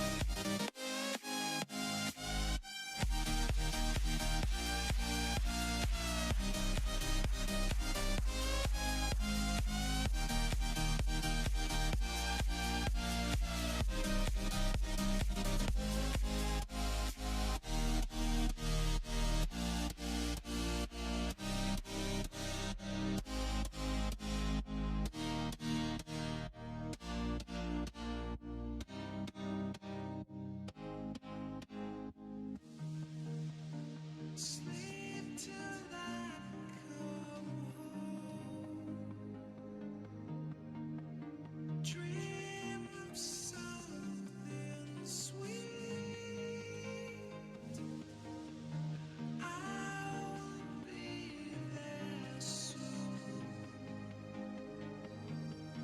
to wake you so discreet. Windows got the sun towards us through.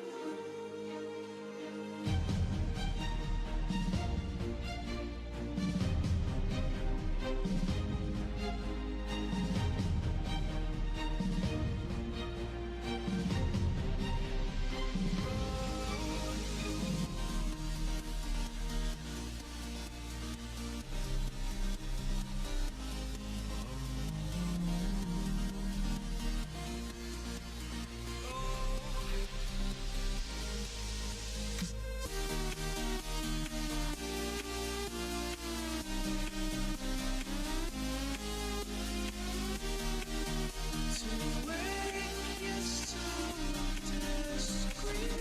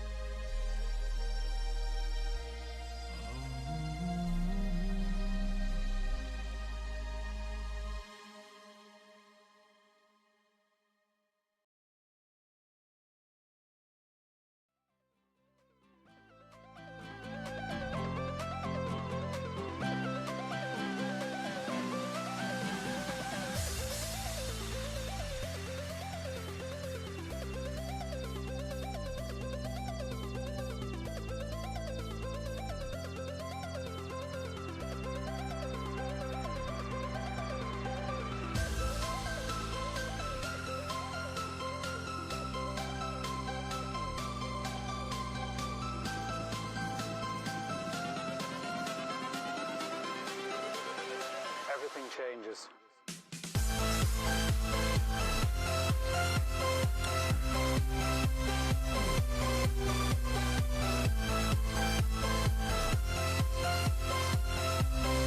Welcome back.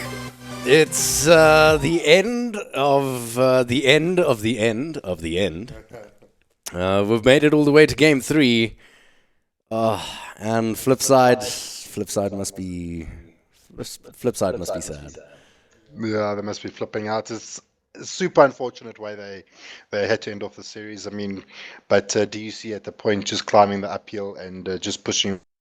Flipside, I think, got caught a little bit off guard that DUC was going to actually push in after the first racks, getting a couple of mistimed barbacks, and essentially just sending in dribs and drabs of Flipside into the onslaught of what DUC brought to the team. So it made it very difficult for them to come back into the game. So yeah, unfortunately, not being able to take home to bring home the bacon, and will be eliminated out. But still, let's just go through where we saw things go wrong and some things right. Yep, certainly. So, a lot of effect on the game done by this gentleman right here, the DJs, on his disruptor. Not his best disruptor match, but still walked away achieving quite a lot. For a while, he was the gem carrier. And sticking the gem on a disruptor usually is a risky maneuver. He doesn't get tank. He's usually blown up very quickly, especially when you have a Morphling on the opposing side who did get a fair amount of farm early enough to start blowing people up.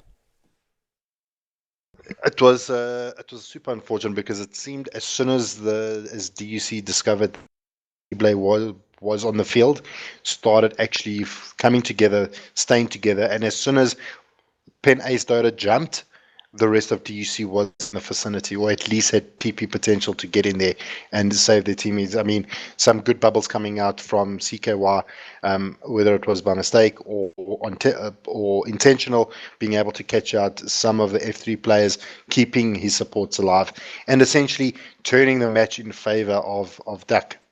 Yep, I mean, that's kind of what he's designed to do.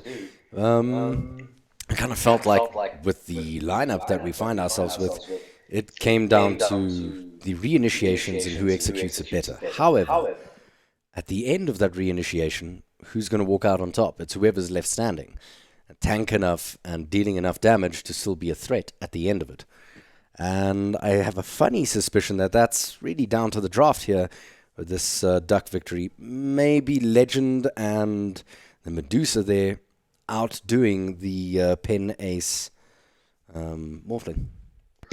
Well, I mean, both the heroes got a huge amount of farm, especially Isan being kept down, being harassed so early in the early parts of the game. Fook and Blackout Maniac just putting so much pressure on her in the mid lane, but still being able to generate that amount of farm that she did get during the early parts of the game just allowed her to accelerate.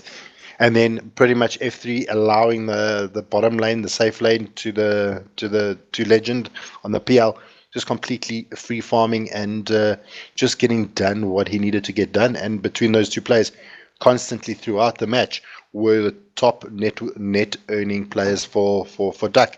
The closest person to that was going to be the Morphling for F3, but just didn't have enough to go toe to toe with the side of DUC. Yep, again at about the 10-minute mark. Okay, the Morphling still keeping up. And then suddenly the kills started not happening on the Medusa.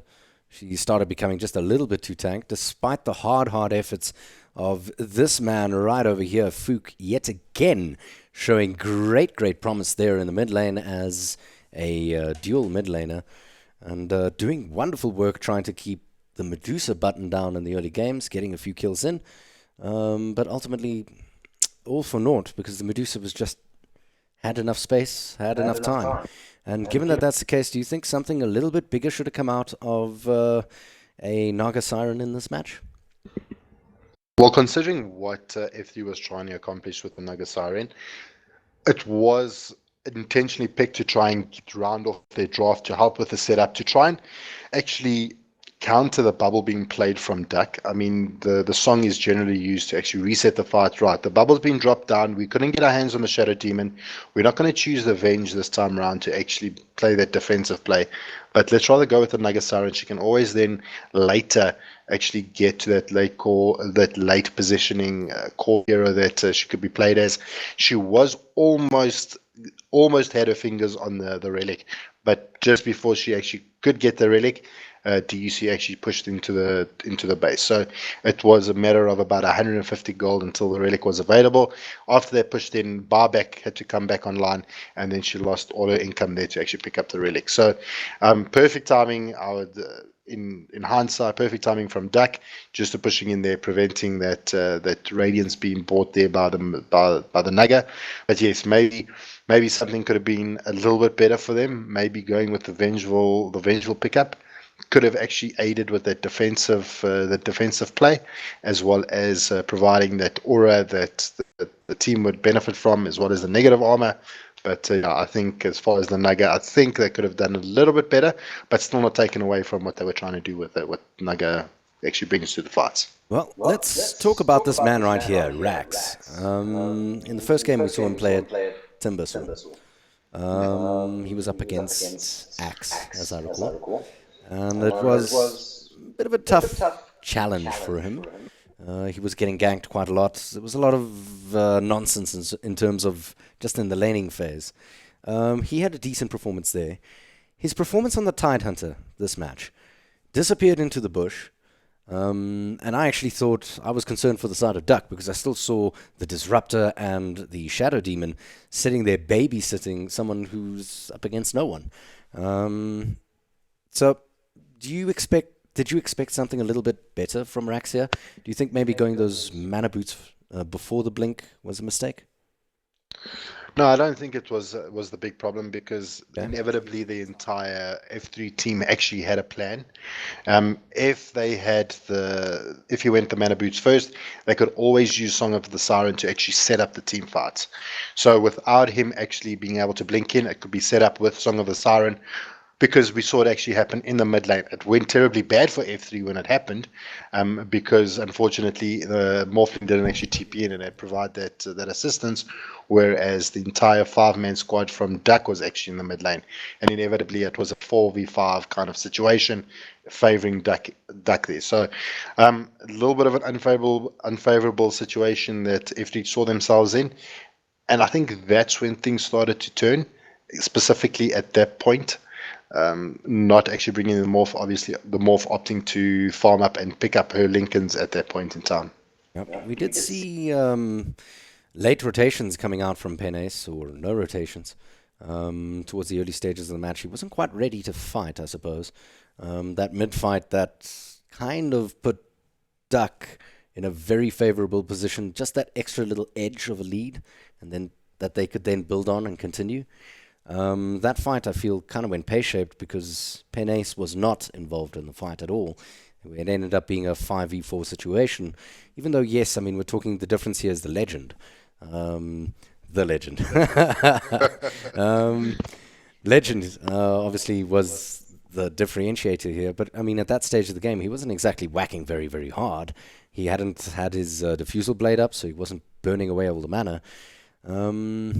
Do you think that was the moment that the game turned for the side of F3? Because they were still very, very evenly in the game. The problem is at that point is all the heroes from the side of F3 going down, they lose out the XP that those big team fights actually brought out. And yes, even if Penace decided not to come into the fight, he may have been able to pick up one or two of the supports in the back lines. He may have also gone down at the end. But I think it would have been also a mindset where DUC says, well, okay, every time we're going to go for a team fight, we're going to have to deal with a full 5-man squad of F3. When Morph didn't get involved, you kind of think, okay, well, if we can harass the rest of your players like this, we can jump in at any time and we know that you're not going to be there. So it also becomes a bit of a mindset, well, okay, the Morph's not going to come, so then let's just fight. And then even though the PL wasn't even hitting hard at that point, you still don't have time to check his items. So you're still kind of scared of a PL, because in your head you're thinking, okay, well, PL's going to hit my boobs off and start running away from this thing. In the meantime, he's hitting like a little church mouse, whereas everyone's trying to run away, trying to scramble to make something happen. And just the numbers were inevitably in DUC's favor, especially with the illusions just adding so much to the chaos of things as well. Well, let's quickly talk item progression. Are there any items that you felt struck out to you, made the difference in the early stages of the game? For me, probably this little guy over here. I say little guy, the Dragon Lance on the early Dragon Lance on Aegisan. Well, I mean, your general big pickup items, the Dragon Lance obviously gives him the complete range. Almost got a kill in the mid lane against the SK. SK playing a little bit sneaky there and able to actually save himself. But the Dragon Lance, I mean, gives so much stats for anyone that is listening and that is trying to work their way up in pub games or ladder games. The strength of a Dragon Lance is basically better than what Drums offers you. And if you're a range hero, it just adds so much more bang for buck. So if you're looking for those early game items, I mean, I've even seen some of the pro players actually pick up two Dragon Lances just because it's cheap stats. So when you're in a bind and you don't know what to buy a Dragon Lance is essentially what it is. So that is a big one that you did mention is the Dragon Lance. The other big one that I think is a big one is the blink on the SK. He picked up a blink. He picked it up around about the 20-minute mark. The next big pickup is for the Marana, the eggs, and then the other big pickup is the Vlad's actually on the PL was actually a big pickup. Not actually going for the diffusal first, but actually picking up the Vlad's, freed up the Void to actually buy his other core items, and allowed Legend to actually stay in the lane, farm a lot harder, get a lot more out, as opposed to what the diffuser blade offers you. So those were the kind of big items. I mean, obviously let's not say to the later part of the game, but the big item choices that led us to where the game inevitably went in DUC's favor. Well, here's an item that usually makes a big difference on the Marana, the Agnum Scepter. Makes her very, very nukey. But in this game, I kind of felt like it was a bit lackluster. Why? Why did it not have that kind of impact? When DUC actually picked up the Marana, they got so much out of it. I think it was because it was tallied up with the E-Blade, it did so much work. But then also when you look at it from the side of F3 playing it, looking at DUC's lineup, I mean, we had time lapse coming out from the Void, can completely negate that kind of damage. Then you had Legend that could actually doppel himself away from a lot of that Starfall damage, whether it was by luck or fluke or if they get caught by it, and then the Medusa would actually then just absorb all of that Starfall damage. So it kind of falls at the waist side, and then obviously you don't want to jump all the way into a team fight. Being the Marana, you want to still be able to be. I don't think she actually got a chance to actually pick up her blink. Something that I don't know if she actually was able to pick up. Something I'm going to check quickly, but. If she never got the blink up, she did actually pick it up next. So she blinks in and then she can leap out. The problem is not being able to get enough done while she's in there. Because as soon as she jumps in there, you now got to deal with, say, the ult coming out from Disruptor, that Stage Storm. Then she's stuck. She can't get out. So now you got to play a little bit more cautious, so you don't. I mean, and especially in the mid lane, she actually jumped into Void's bubble, giving CKY. I mean, CKY positioned quite a bad chrono, but worked out in his favor because she actually jumped into it. So you kind of get a little bit hesitant jumping into big team fights because of the situation. Well, obviously we all know who the winners were, DUC. And here's the big question, my friend. Man of the match for this final of this best of three that will put DUC up against AAO in the days to come. Man of the match, it's a difficult call because, I mean, you and I had a fat, long discussion just before getting into this in-depth analysis. Yeah, it was quite a tough one. Look, I think the person that stood out just above the rest from everyone else was actually Isan, considering the amount of harass that he actually had to deal with in the mid lane, dealing with Fook, dealing with Marana. He was actually also first blood as well. So being able to come back from that kind of situation with a constant harass from F3, doing really well, but F3 doing really well to try and shut down the Medusa, inevitably didn't manage to succeed. And that's the reason why I choose Isan as man of the match. Well, I mean, we also discussed maybe having Fook take up that the mantle of the man of the match yet again, as game 2 he had the honor of man of the match, most valuable player. This match, he did facilitate one or two early maneuvers, especially on the Medusa, which is exactly what you want to do. I mean, if you're up against the Medusa, you want to keep that farm as low as possible for as long as possible to buy your guys time to get as big as possible so that you can just steamroll over them before the Medusa comes online. So he definitely had the right game sense. The team played with the right game sense in mind, the side of F3. And Fook certainly stood out for my side as one of the star players who did a fantastic job in the early stages of the game. Towards the later stages, he was getting a bit cocky, perhaps, but he's still getting away with so very much. So he plays his heroes to the absolute limit. We saw it when he played the Elder Titan game as well, and that's the one he had the player of the match for. And he's just a fucking good player. But over and above this, I'd have to agree with you, not so much for the farming and dealing with the harassment in the laning stage, mostly for the placement and the timing of the stone gazers. Ihsan managed to time it just right.